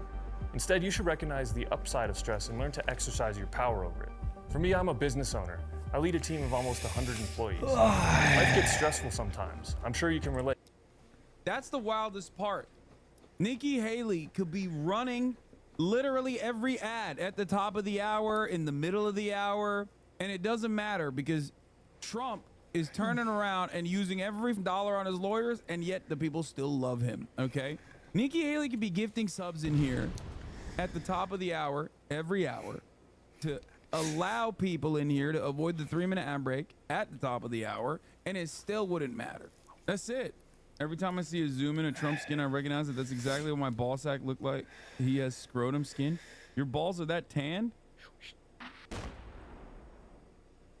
I mean, good on you, brother. Are you doing some ball tanning? We need you, Nikki, right now. It does show you that all these like fucking leftists and stuff are all supporting Nikki Haley. Like how, like, what's really going on, you know? To save the nation, we need you, Nikki, right now. A conversation, we need you, Nikki, right now. All right, here's the 3-minute break now. Winter Rose 96, thank you for the 5 gifted subs, allowing 5 people to no longer see the ads at the top of the hour. All right, now let's get to the fun stuff. Our king, our goat, Donalde, he went on the Ingram angle in front of a live audience and spoke truth to power. Hello, everyone. I'm Lori Ingram, and this is the Ingram Angle. Welcome to Greenville, South Carolina. We have an amazing crowd tonight, and we're just 4 days out. I can't believe it. From the South Carolina GOP primary, where 50 delegates are at stake in the march to the nomination. Now, former 2-term South Carolina Governor Nikki Haley is poised to lose by a wide margin, but she remained defiant earlier today. We're going to hit all of this and more with the man of the hour. Joining me now, Donald J. Trump.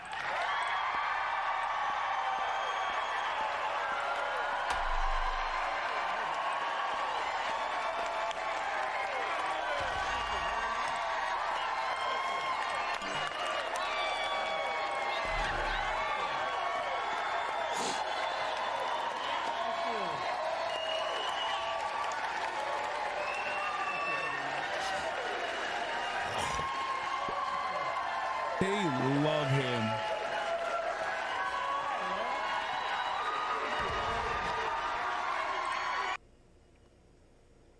You're getting deleted.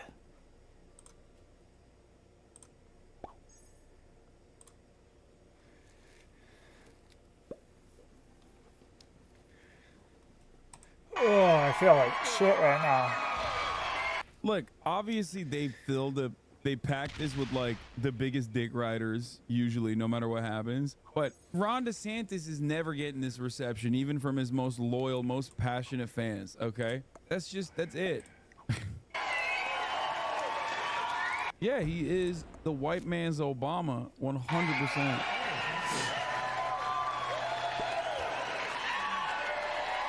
Stop what?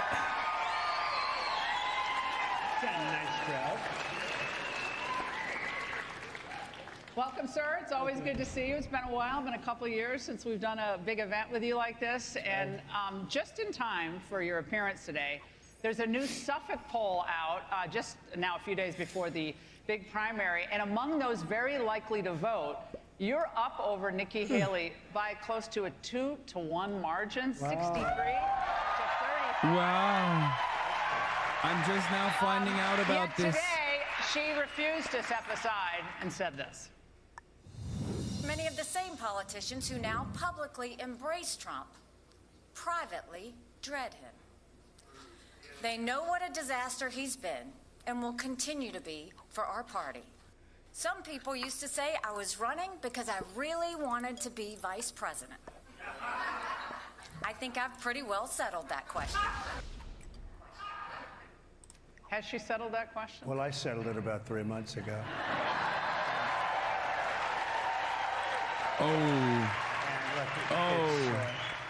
She's not working. She's here. She's down by 30, 35 points. And everybody knows her. You're not supposed to lose your home state. Shouldn't happen anyway. And she's losing it big. I mean, really, I said Big Lee and Big Lee. It's not me. It's Kick. Kick is deleting it. Because you're a... That's one of the hits. He's playing to the crowd, dude. He's playing the hits. My boy, dude. My boy. As you know, when we went to Iowa, we got the biggest margin in the history of the caucus. The biggest. That's a long time. Why do you think she's the biggest? I don't think she knows how to get out, actually. I really don't. She did terribly in New Hampshire. She got the only vote she But got she has a was lot from of money Democrats. behind her. What do they think they're Well, getting? they're trying to hurt me because of the general election. So the Democrats are giving her money, and she's playing into the game. And I think she just can't get herself to get out. She's doing poorly in the polls. Look, if she was doing well, I'd understand it. But she's doing very poorly. She lost in record numbers in Iowa, record numbers in New Hampshire, Nevada. No name beat. No name. We had no name. Hey, Sean Hannity here. Hey, click here to subscribe to Fox News. She and Biden have like almost, in a way, some would say team up together. They're Biden's people to say, look, if you're going to complain about age, Trump's demeanor, Trump makes mistakes, forgets names. She's trying to equate Biden's decline, which is fairly obvious. Nope. You for being Wrong. 77. Well, he's declined, and there's no question about it. Fake news. He was always sort of I'm talking to you, the big dick JJ. declined. If you go back 25 years, no, but he was not one of the smarter people. Like the biggest dick riders usually. Let's just go and watch the actual.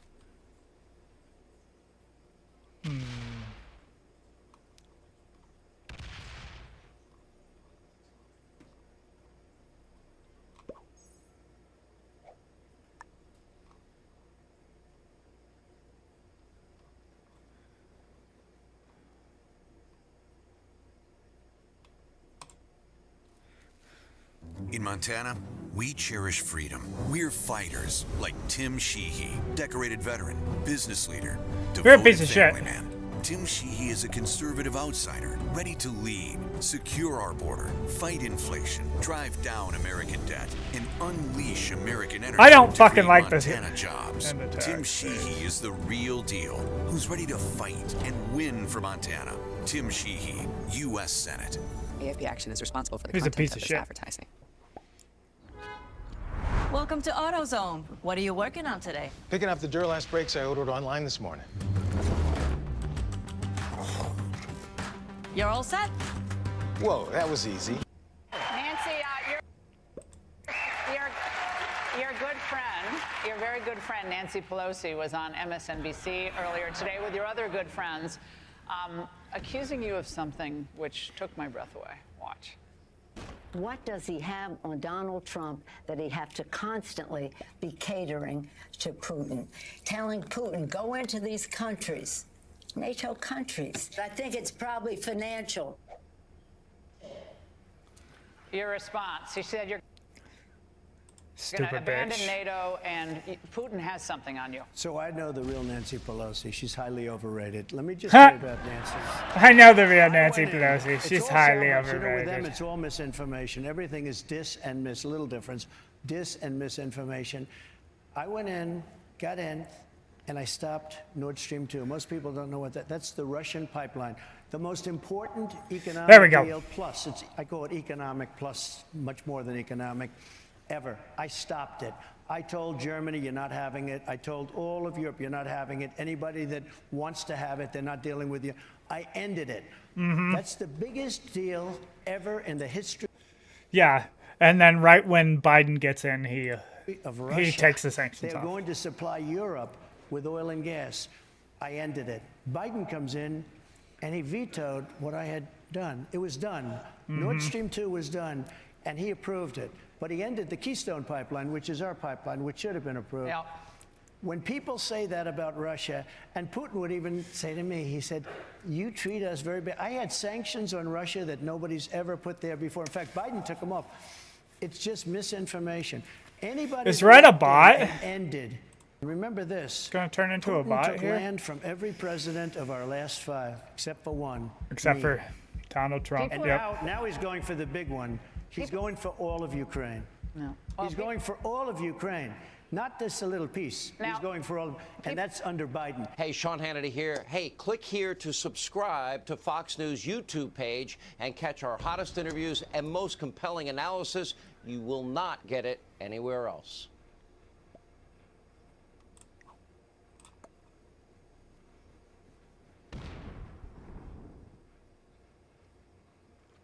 Let's kick things off with poor Donald Trump. This week alone, he was fined for $355 million.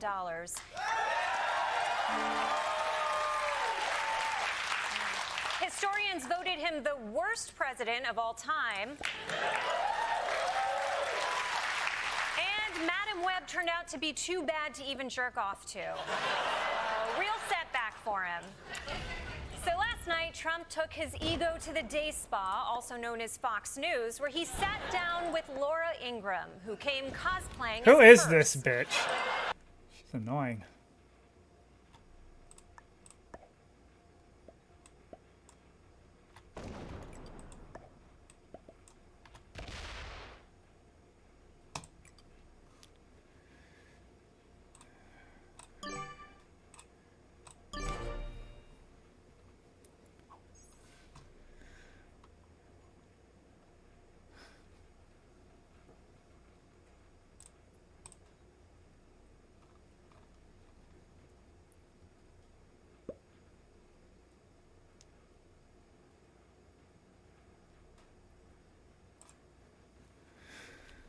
In America, the bravery of a few protects freedoms for us all. When they return home, we owe them a debt of gratitude.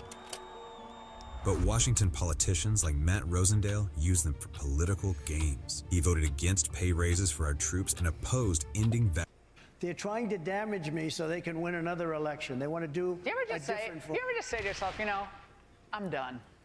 This is what they. Why? A lot of people would have said, I'm going to come out. Why are you staying in this?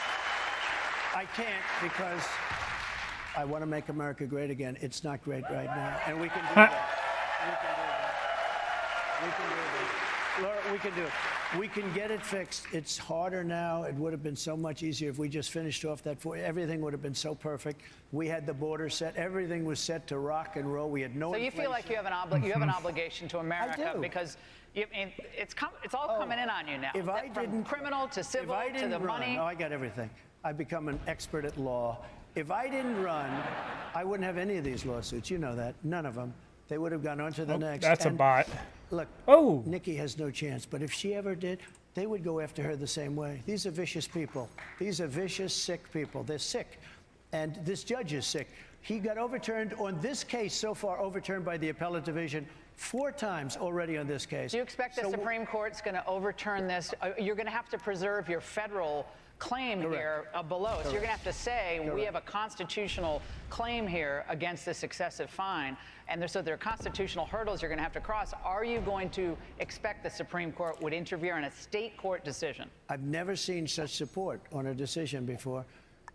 Truckers, everybody, they're saying we're not going to deal in New York. People are leaving New York. I've never seen support like this.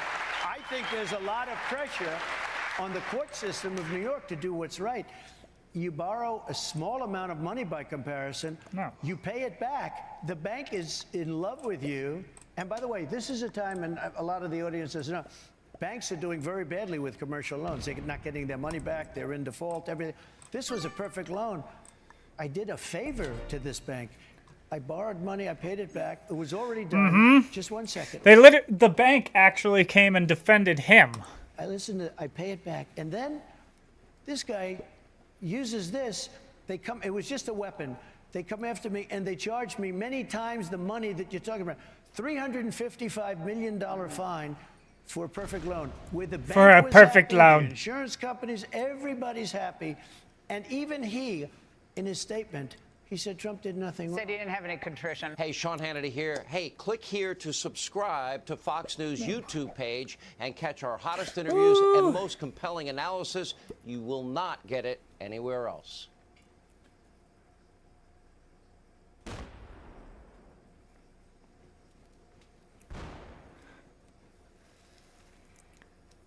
All right, Fox News alert. Donald Trump making a bold prediction when pressed on. They're trying to damage me so they can win another election. They want to do You ever a just say, different you ever just, Mr. President, Tammy's in the audience. She has a question. Tammy. Good afternoon, President Trump. First of all, I'd like to say we miss you. Thank you. And we are truly sorry for the scrutiny that you are under on a daily basis, which leads to my question. How do you keep the demeanor that you do and keep your spirits so high when you're obviously being attacked by the other side all the time? Well, thank you very much for that. I really appreciate that question, because I do get it asked a lot. I'll tell you, Tammy, I get two questions the most. Will they do it again? That's number one question. Will they do it again, sir? Will they do it again? We have a lot of checks. We have a lot of things. And, you know, last time I campaigned, I did great. And then I went home and I saw bad things happening, and we all know that. But that's number one. The second thing is, how do you take it, which is your question. And I don't know the answer to that, except I must be wired in a certain way, because I have a lot of very, very, not even friends and enemies, but I have a lot of people come up to me, like Wall Street tycoons, big, tough, smart people, and they say, how the hell do you take it? You got indicted 4 times. These guys, if they ever got indicted once, I mean, they'd crawl into a corner and say, Mommy, take me home. I can't take it. It's true. Do you pray regularly? I pray. I pray. Based. I mean, if you don't mind me asking, because I know this is a very faith-filled audience here, and I know there are people across the globe pray for you and your safety. They're worried about your safety. No, they are. And they want. Can Do I you be feel honest? that? Do you feel the power of that? I do, but can I be honest? I worry about their safety too. These people, everybody in this room is in great danger right now. We have a nuclear weapon that if you hit New York, South Carolina is going to be gone too. I worry about their safety. I think it's the reason I'm doing this. I'm worrying about this country. This country is in such trouble. We have incompetent people running our country right now. The only thing they're good at is being vicious. They're vicious, horrible people. And that's what they're good at. They're good at doing the election stuff and demeaning people. We want to get together. I think we can get together. Will you work with Democrats in cities that I know you love, because you spent so much time in all these cities? So sad. You've said after Iowa you would work with any Democrat in any city or state. I wonder if he's going to go into... Yep, he is.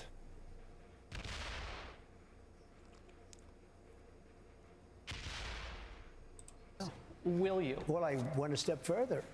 You know, the top 25 worst cities in terms of crime, and they're all run by Democrats. I mean, virtually every one of them is Democrats.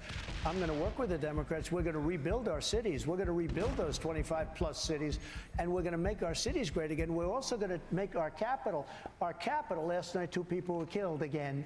We have people going in from South Carolina. They want to go and see the Washington Monument or something, anything, and they end up getting shot in Washington, D.C. You know it better than anybody. It's dangerous. I hope Pink doesn't have a trade, and then I can just kill them when they have 5. That'd be so nice. Lost somebody who was killed last week, who was a phenomenal young man. He was carjacked, and the man shot him. This thug. The man shot him through the head, right in front of his wife. His wife the was way he coming said out, that is and funny. he was killed almost instantaneously. And a great guy. This should not be in our capital. No. We will run that with such. I want to federalize it. I want to take it back. We want to clean it, fix the roads. The roads have potholes. I can imagine. I hope that these 15 leaders doesn't come in hit from me. other- You know, they hear the United States. They come in from other countries. They look at roads that are filthy dirty with dirt, with Ah!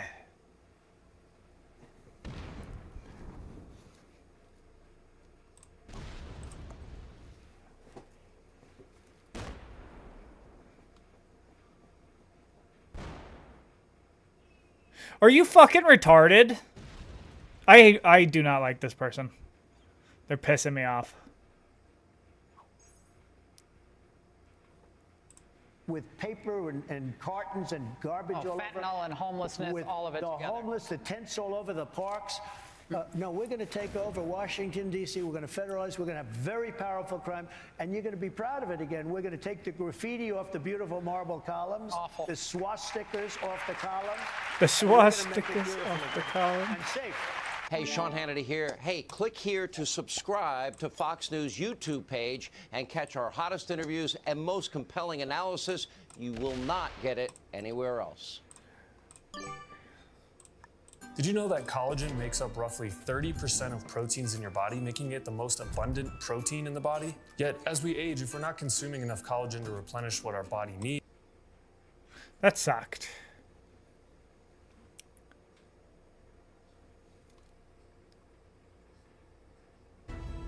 After hearing what President Trump had to say at our Ingram Angle town hall, did that sway the minds of the undecided voters that we spoke with on Monday? Now, Raymond Arroyo's here, and we brought back the 5 undecided voters from South Carolina. And on Monday night, Jason, Tracy, Eric, Dakota, and Matt were all with us. So did the town hall sway any of you? Yeah. I think that it did. Tell us how. You know, Donald Trump, if I could summarize what he said in one word, it was just strength. He had a way about him that just, you know, demanded attention, and he really sounded like the kind of leader that I would want to vote for. Trump. He said one line that really stuck with me, Laura, and that's this: my success will be my revenge. That right there is the line I've been wanting to hear from Donald Trump this whole election cycle. Is he running again to get revenge, to pay back? Who do we have to attack?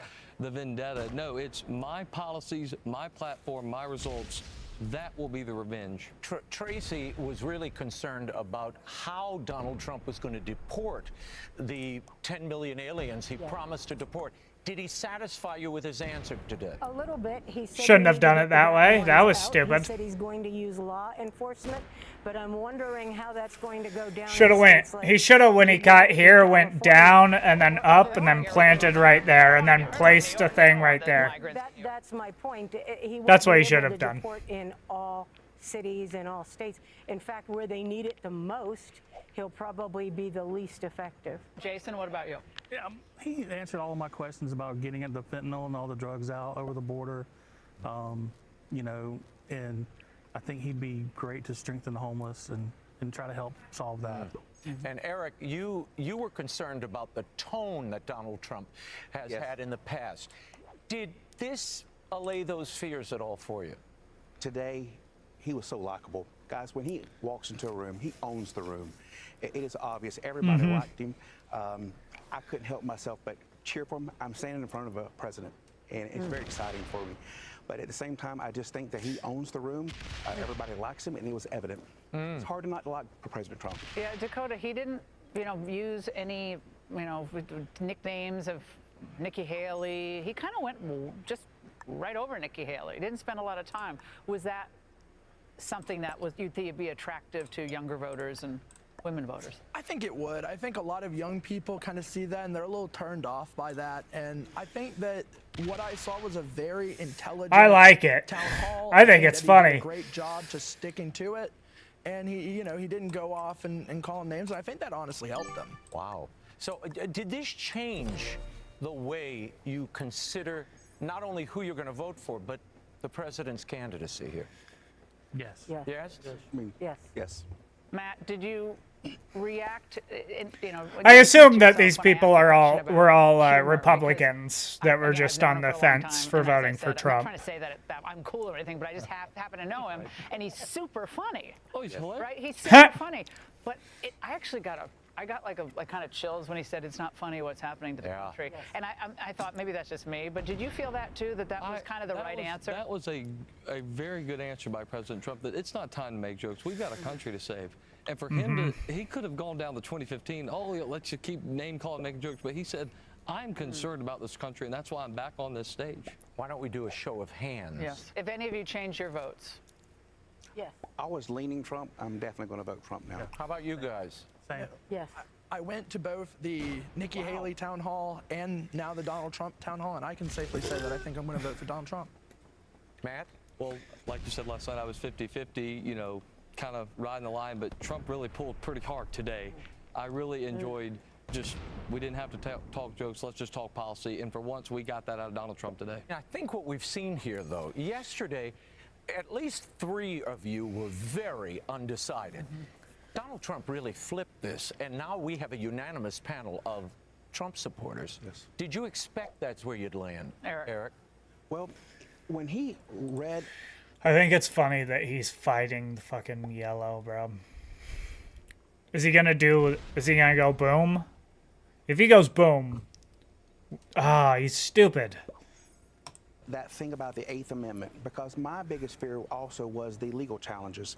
And to me, even though it was simplistic, it showed me he had at least a strategy. Like he has a plan to get out of these troubles. And for me, when he said that he was doing it for America, I believed him. And so therefore I felt to myself, I owe him that, at least to give that vote to him on that, that reason. Matt, when I said to him, you know, you could just say I'm done. Like, I can't, this is too much. I mean, for most human beings, it would be too much. Give up. I mean, my heart breaks for him, for what See has it in his eyes when, I forget who asked it today, but you could see it in his eyes when he said, I'm not worried about my safety. I'm worried about the safety of this country and its people. That was a very powerful remark by the president. I think so, too. That clever remark. That's it for us tonight. Thank you so much for watching. Don't forget, set your DVR so you always stay connected with us. Follow me on social, X, and of course, Instagram. Hey, Sean Hannity here. Hey, click here to subscribe to Fox News YouTube page and catch our hottest interview.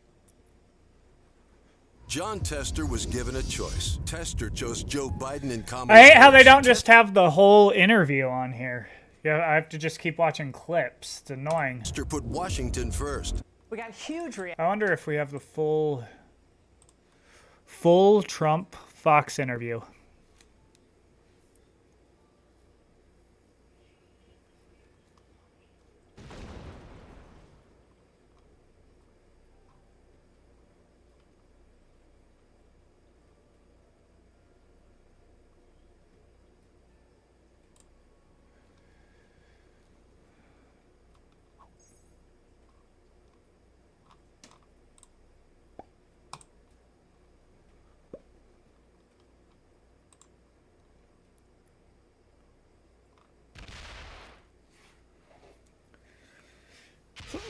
Why, 'tis true. I was at sea 4 days when a strange sight emerged from the fog. Next thing I know, vibrant music filled the air. And just as I got me bearings, I came face to face with a group of grim grinning ghosts. Charlie. The fuck? Charlie, let's go. Unbelievable awaits on the all-new Disney Treasure.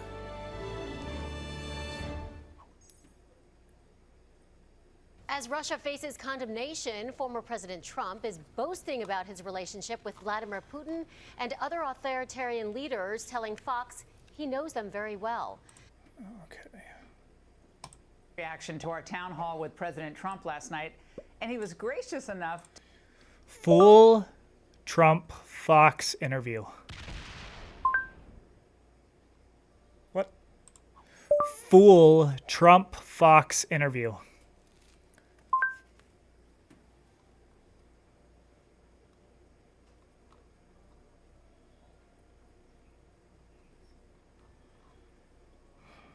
Yeah, that's annoying.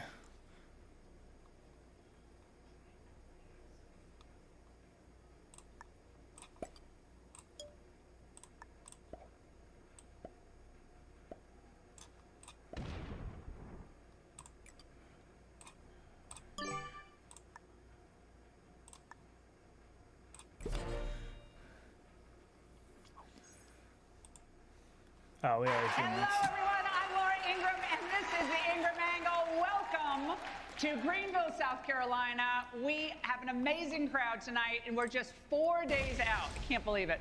From the South Carolina. Let's see if it's on Rumble.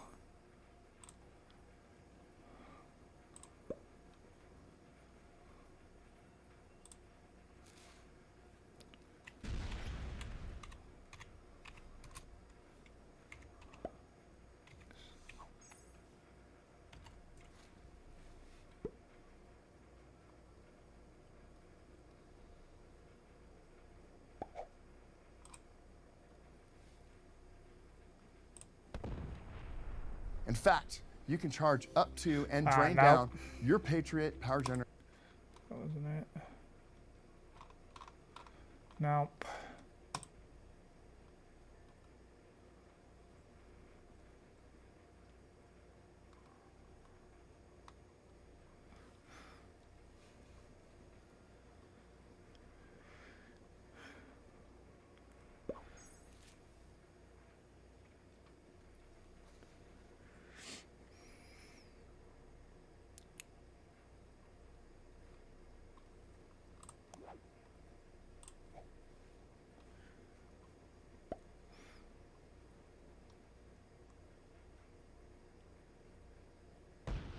Oh, yeah.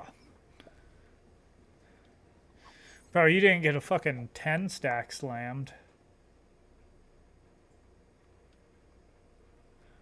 Oh, I think that this weekend, Shane Gillis is going to be on.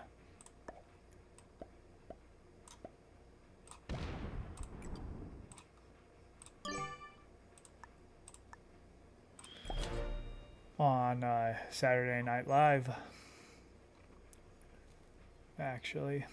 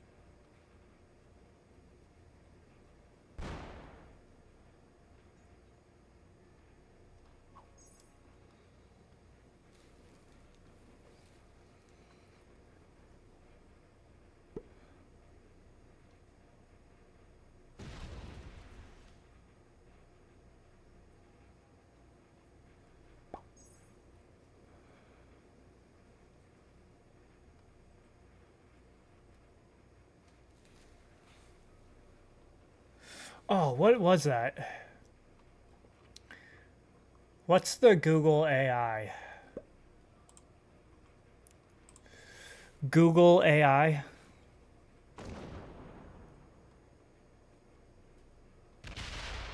What is it fucking called?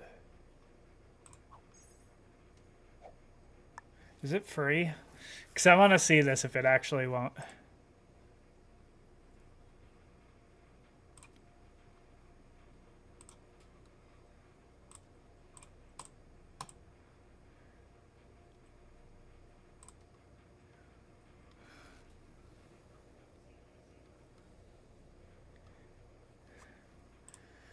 Because I saw a thing where it,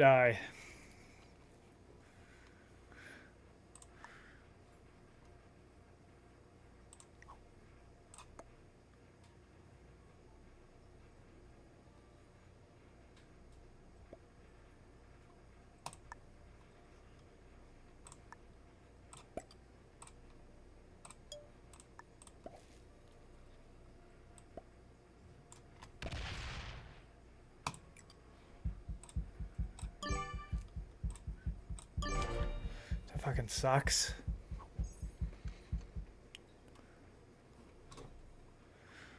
If he was smart.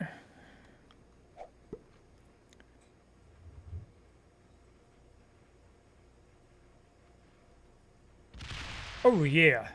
There we go. Is he gonna break?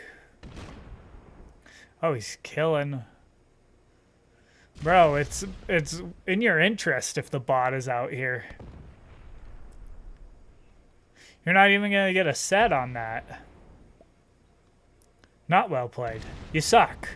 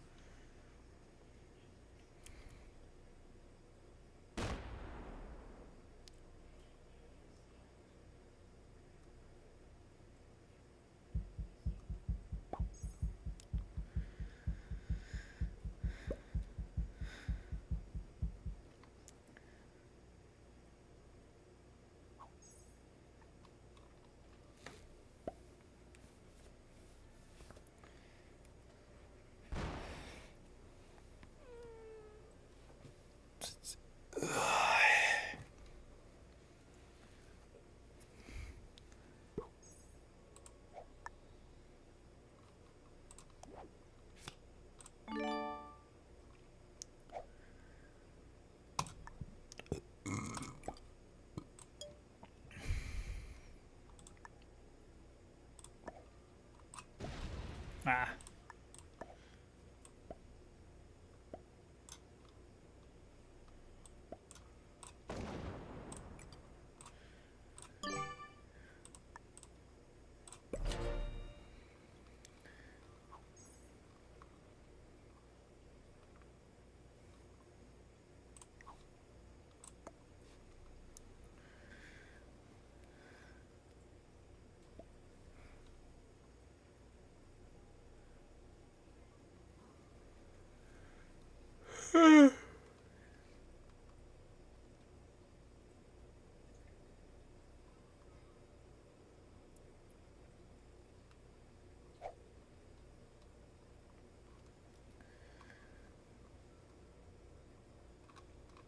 Let's watch this though.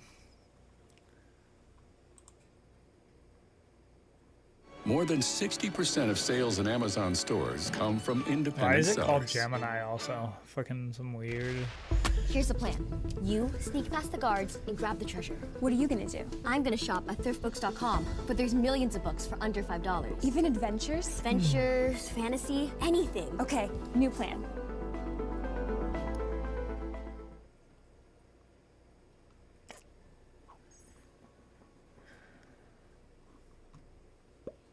OpenAI last week just launched their newest artificial intelligence model called Sora.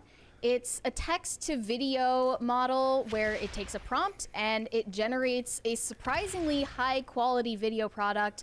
And I believe that I and many others believe that this represents a dire threat to the Hollywood establishment, because last year when we saw that primitive video of an AI-generated Will Smith eating spaghetti in an extremely disturbing manner, we would have never predicted that this technology would advance as quickly as it did.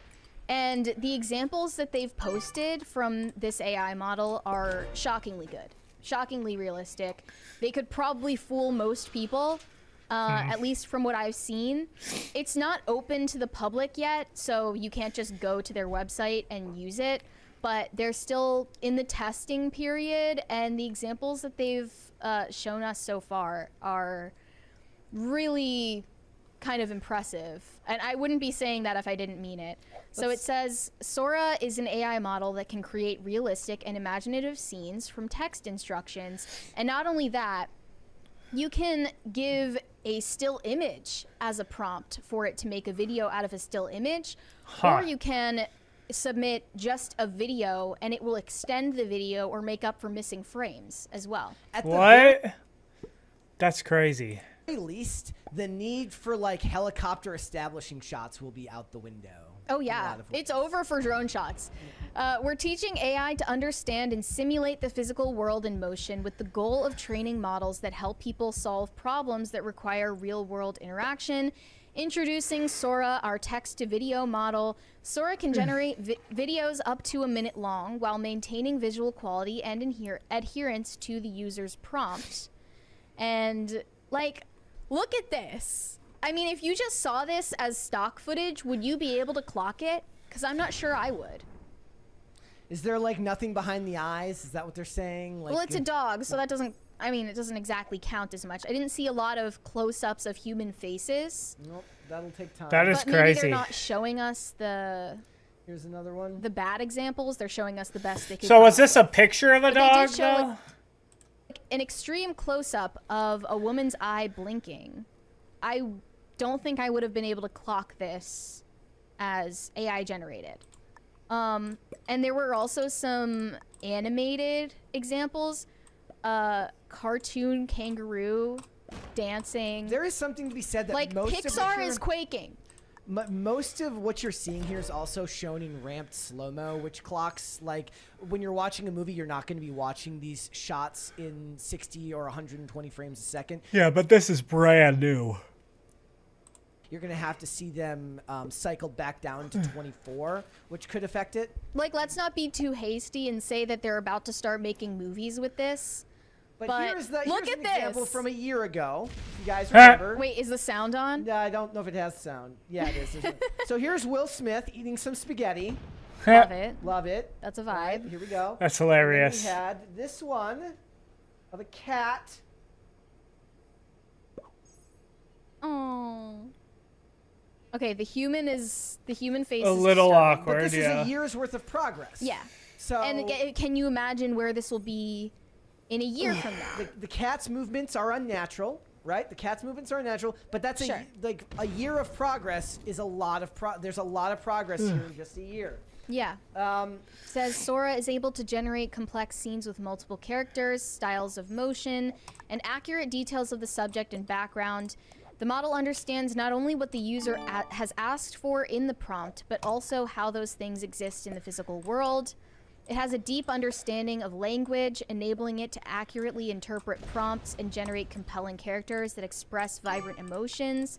It can also create multiple shots within a single generated video. That is crazy. Accurately persist characters and visual style. What the fuck? I would like to see some stuff that ramps this stuff back down to 24 or 30 frames a second to see how it holds up, because everything it's showing me is very much in slow motion. This is I mean, if they fix the teeth on this thing's licensed to print money as a universal character. Yeah, they could make toys out of this character any second. This is the clip that should have Disney and Pixar quaking in their boots. At least the character. Obviously, the fire is bad, but the rest of it. Oh yeah, the way the candle's melting that. I compared wanna to the name it. fire, it is bad. Again, what we're talking about here's the thing. We're talking about mass-produced art. We're not talking about indie films. We're not talking about whether or not the film or the movie or whatever it is has soul, or whether This is what you're going to see in a pharmaceutical commercial. Yes, exactly. In 2030. So we're talking about the fact that at the corporate level, there's very little soul in the art anyways, because it takes 10,000 people to make each of these things, and it costs hundreds of millions of dollars, and a lot of human beings will end up losing their jobs because they're just going to be able to make it faster this way. And if struggling actors looking for roles as extras were struggling already, they're about to be totally just taken out of the market. We got a $20 from Gordon Shumway. There will Is be that a day when human? I mean, is that the AI? an AI of a will human? be so realistic that when the That's film industry crazy. goes on strike, the film companies will go, you know what, we're good, and they will all be unemployed overnight, slowly and then suddenly. Here's one of these from the website, from the actual Sora website. Like, I, upon the first glance, would have just taken this as Blade Runner 2099. as actual stock footage. Like, Again, I'm like, sure if you look closely and you're already told that it's AI generated, you can clock things, but And here's the thing: when you're watching it in a movie, this clip will play for 2 to 3 seconds at max. or So- this will be in the background Exactly. of an existing scene. They admitted the current model has weaknesses. It struggles with accurately simulating the physics of a complex scene and may not understand specific instances of cause and effect. For example, a person might take a bite out of a cookie, but afterward the cookie won't have a Won't bite have a mark. bite. Oh, The model yeah. may also confuse spatial details of a prompt, mixing up left and right. It may struggle with precise descriptions of events that take place over time, like following a specific camera trajectory. And they also made this long statement about safety practices with OpenAI's products. They said they're working with red teamers, who are domain experts in areas of misinformation, hateful content, and bias. And they are hired to adversarially test this model. So what they're trying to do is hire a bunch of people who work at NGOs and nonprofit think tanks, like the ADL, for instance, in order to test this model and make sure you can't make videos of Hitler with it. And you can't make porn with it, for instance. They said, our No text videos of classifier will Hitler. check and reject text input prompts that are in violation of our usage policies, like those that request extreme violence, sexual content, hateful imagery, celebrity likeness, or the IP of others. So you can't ask for Mickey Mouse. Correct. Or you can't ask for Tom Cruise. You can't ask for pornography or extreme violence, which is subjective, but these things are going to go against their usage policies. But then eventually there will be unregulated technologies that have similar capabilities as well, that will allow you to do all of those things. So this was like, for this original clip that we watched, if you look at it, it says, prompt, beautiful snowy Tokyo City is bustling. The camera moves through the bustling city street, following several people enjoying the beautiful snowy weather and shopping at nearby stalls. Gorgeous sakura That is petals crazy. are flying through the wind along with snowflakes. Pretty. So the I wonder how experts will much be the this ones thing who are able costs. to aptly describe what they want in the most detail, giving it the best chance of success. Mm-hmm. And I don't know, like, I'm not an expert on, like, the actual technological details and what the capabilities actually are. A lot of people don't understand the way ChatGPT works. It doesn't actually understand what you're saying. It is using it's just all predictive of the input text. from the internet to, like, make an amalgamation of what the English language is. It's kind of just spitting out input that already exists out there. So I assume it would be the same for this. This was always going to happen with the mass collection of data that is the internet. Right. Yeah. And now it's going to belong to everyone. Somebody said Mickey's IP ran out. No, Steamboat Willie's IP ran out. Big difference. Don't try to make a movie about Mickey Mouse. You will get sued. Mickey is still very much under copyright. Yeah.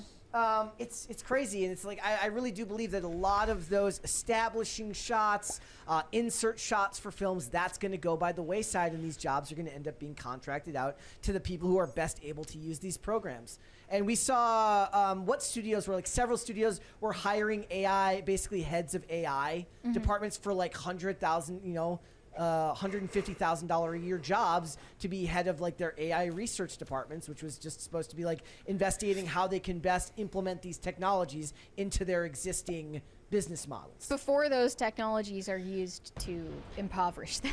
Yes, exactly. Someone Basically, tweeted, hire you to bring about your own destruction. I saw someone talking about how AI video means you'll be able to tell it to make more episodes of your favorite shows that have been canceled, and I don't even know where to start with that. AI evangelists don't understand art. They don't get why anyone would want to actually make it. They only know it's a thing that can be sold, and they think they can replace artists with robotic arms like is happening elsewhere. Funnily enough, they themselves would probably be just as happy watching whatever That is artless true. AI It is swap their going. machine. It is going to, like, not be good art really ever.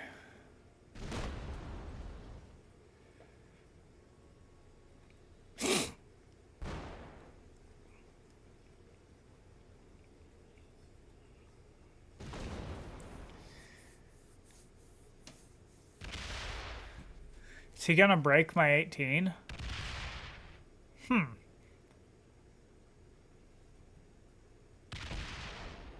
Weird.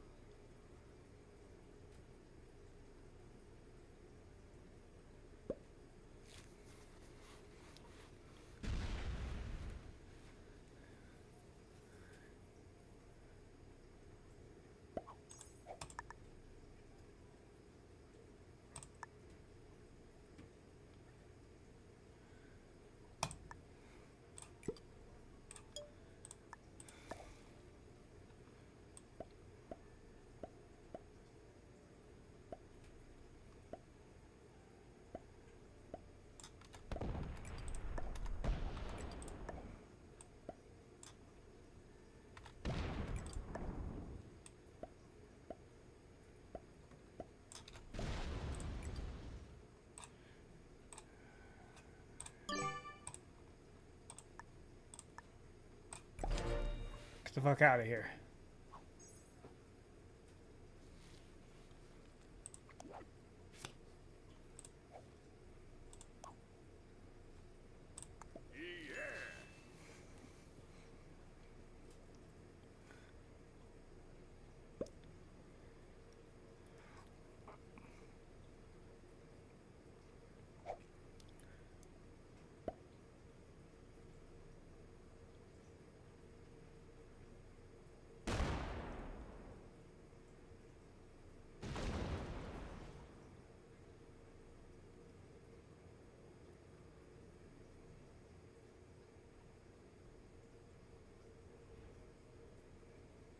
Oh, you think that I'm bullshitting?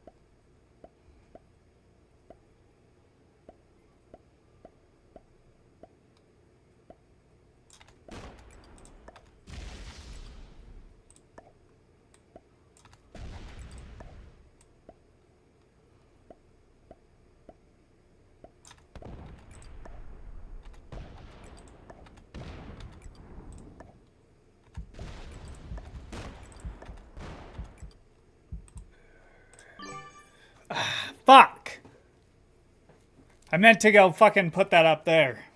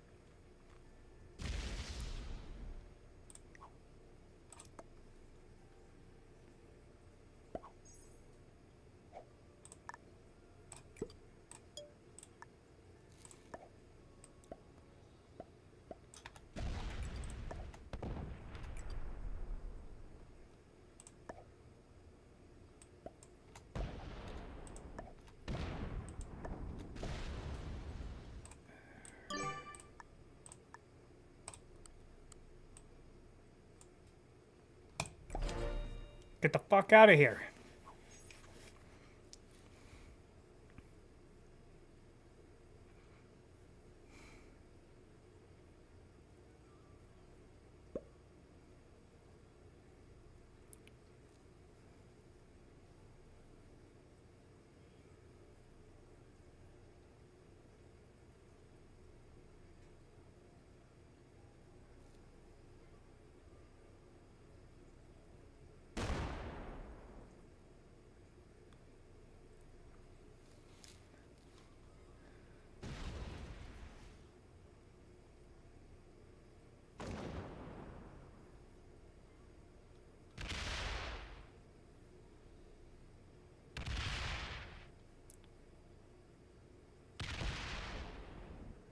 Okay, weird.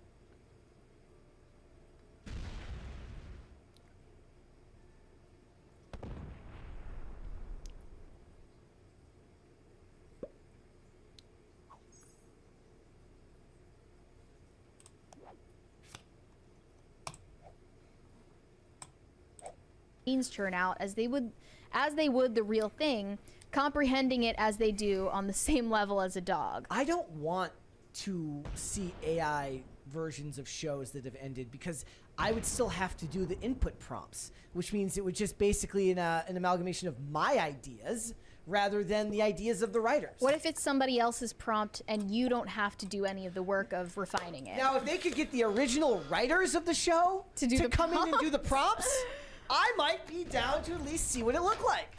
I mean, I would be curious, but it's also funny because like we've seen like a lot of there's this really funny version where Britney Spears does the song "It's Gonna Be Me," and it sounds literally just like the song except her singing it. Yeah. Because her voice is so processed as it is. There's no change in tone or inflection. Every run that's performed on the song by NSYNC is done exactly like it would be, like it was in the original song, but it's done with her voice. Whereas the real artist might choose to go a different route, so you lose the unpredictability.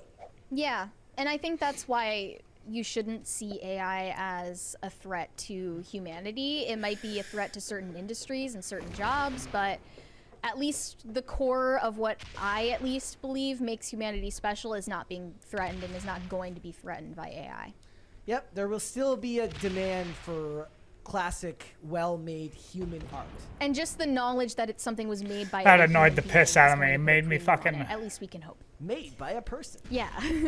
Thanks for watching. Listen to full episodes of Pop Culture Crisis on Spotify. Keep up with us on social media and make sure you subscribe and ring that bell so you never miss the show. Bye, guys.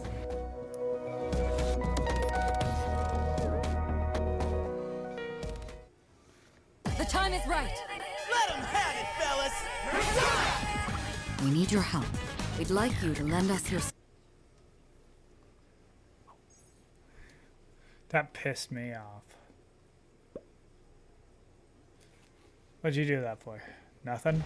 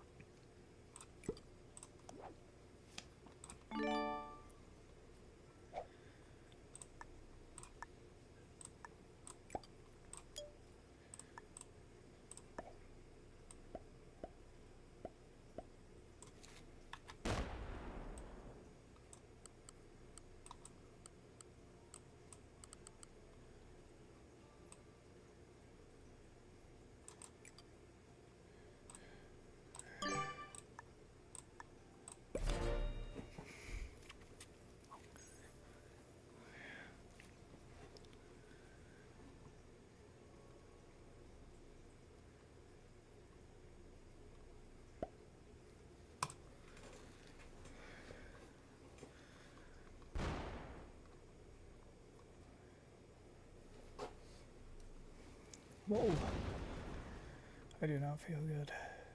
I got like a weird headache.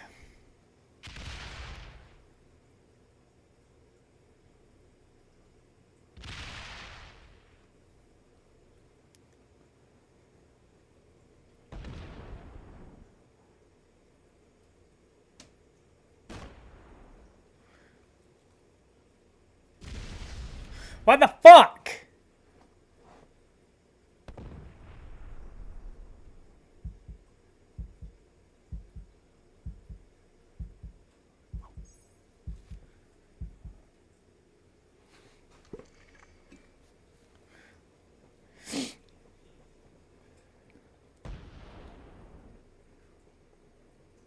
It's annoying the piss out of me.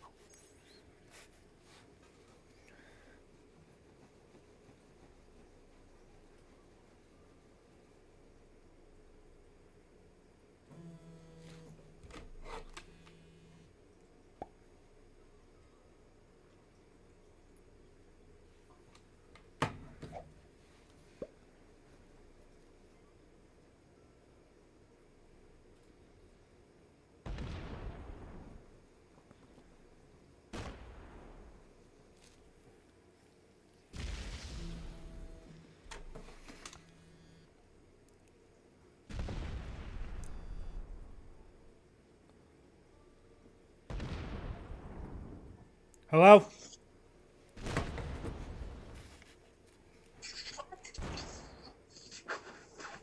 What? Snap? What? I said, ouch, I said. Ouch what? I just hit my elbow. That hurt. Yeah. Yeah. What are you doing? What am I doing? Streaming. Oh, Yeah. your streaming going good? Mm-hmm. Are you going to bed soon? No. Probably not now, no. I made your mom a picture. Oh, nice. Alright, Gabs, I gotta go, okay? I'll see you later. Love you. Bye. Love you too. Bye. I hope that they run out of time. They're moving very, very slow.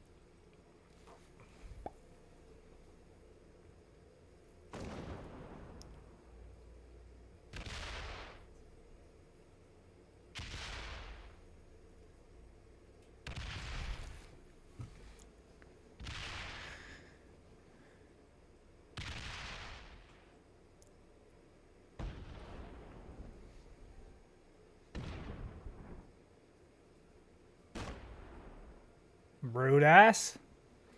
Now the bot fucking wins.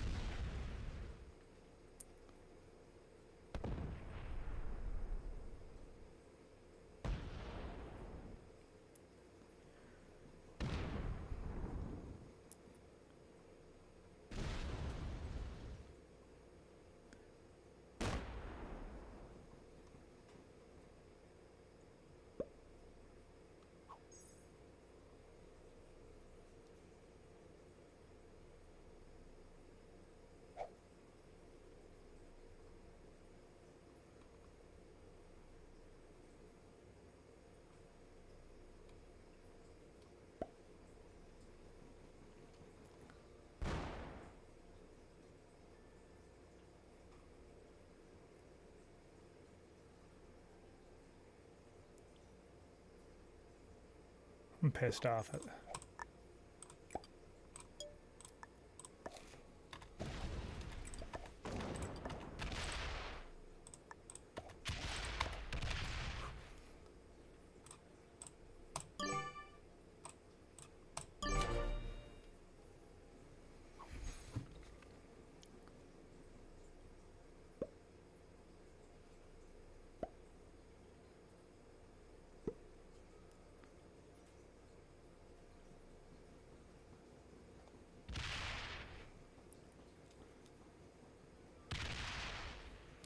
That's so fucking annoying.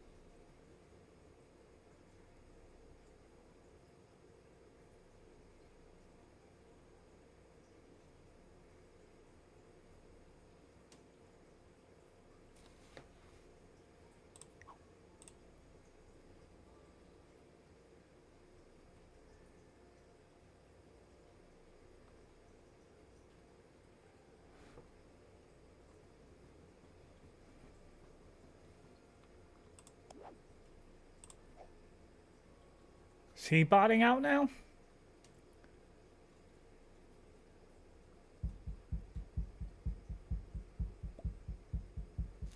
Bro, what a fucking dumb fuck.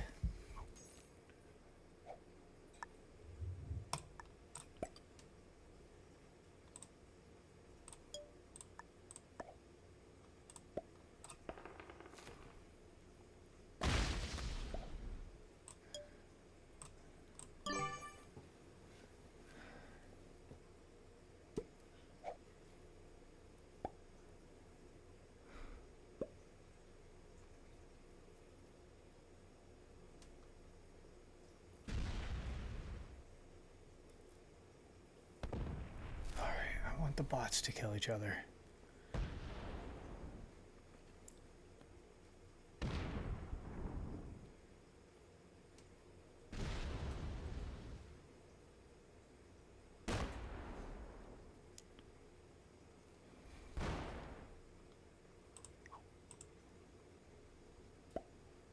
What a piece of shit.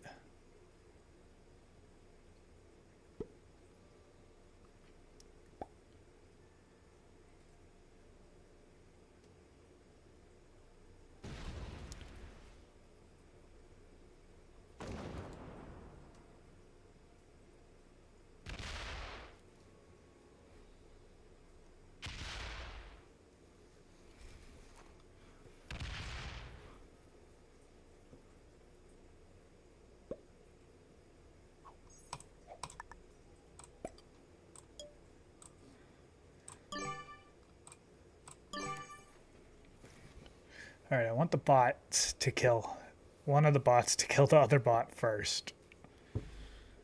I don't know if that's going to happen, but that way it gets me a second place.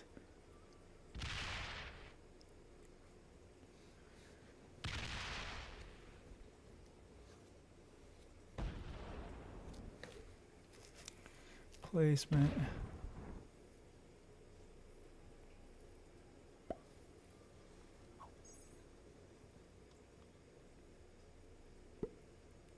No.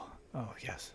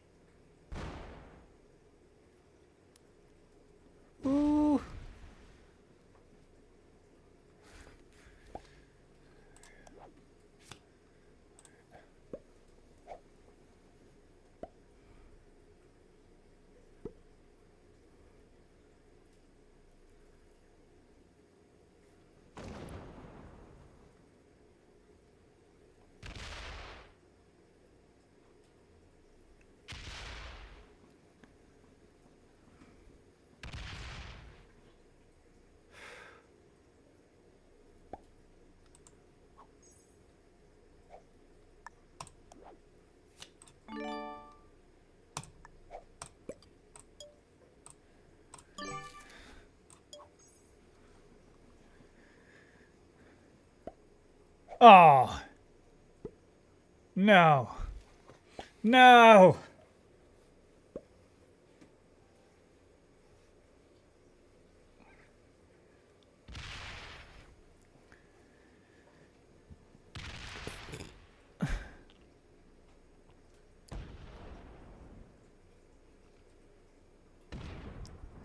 No! Damn it. Ah.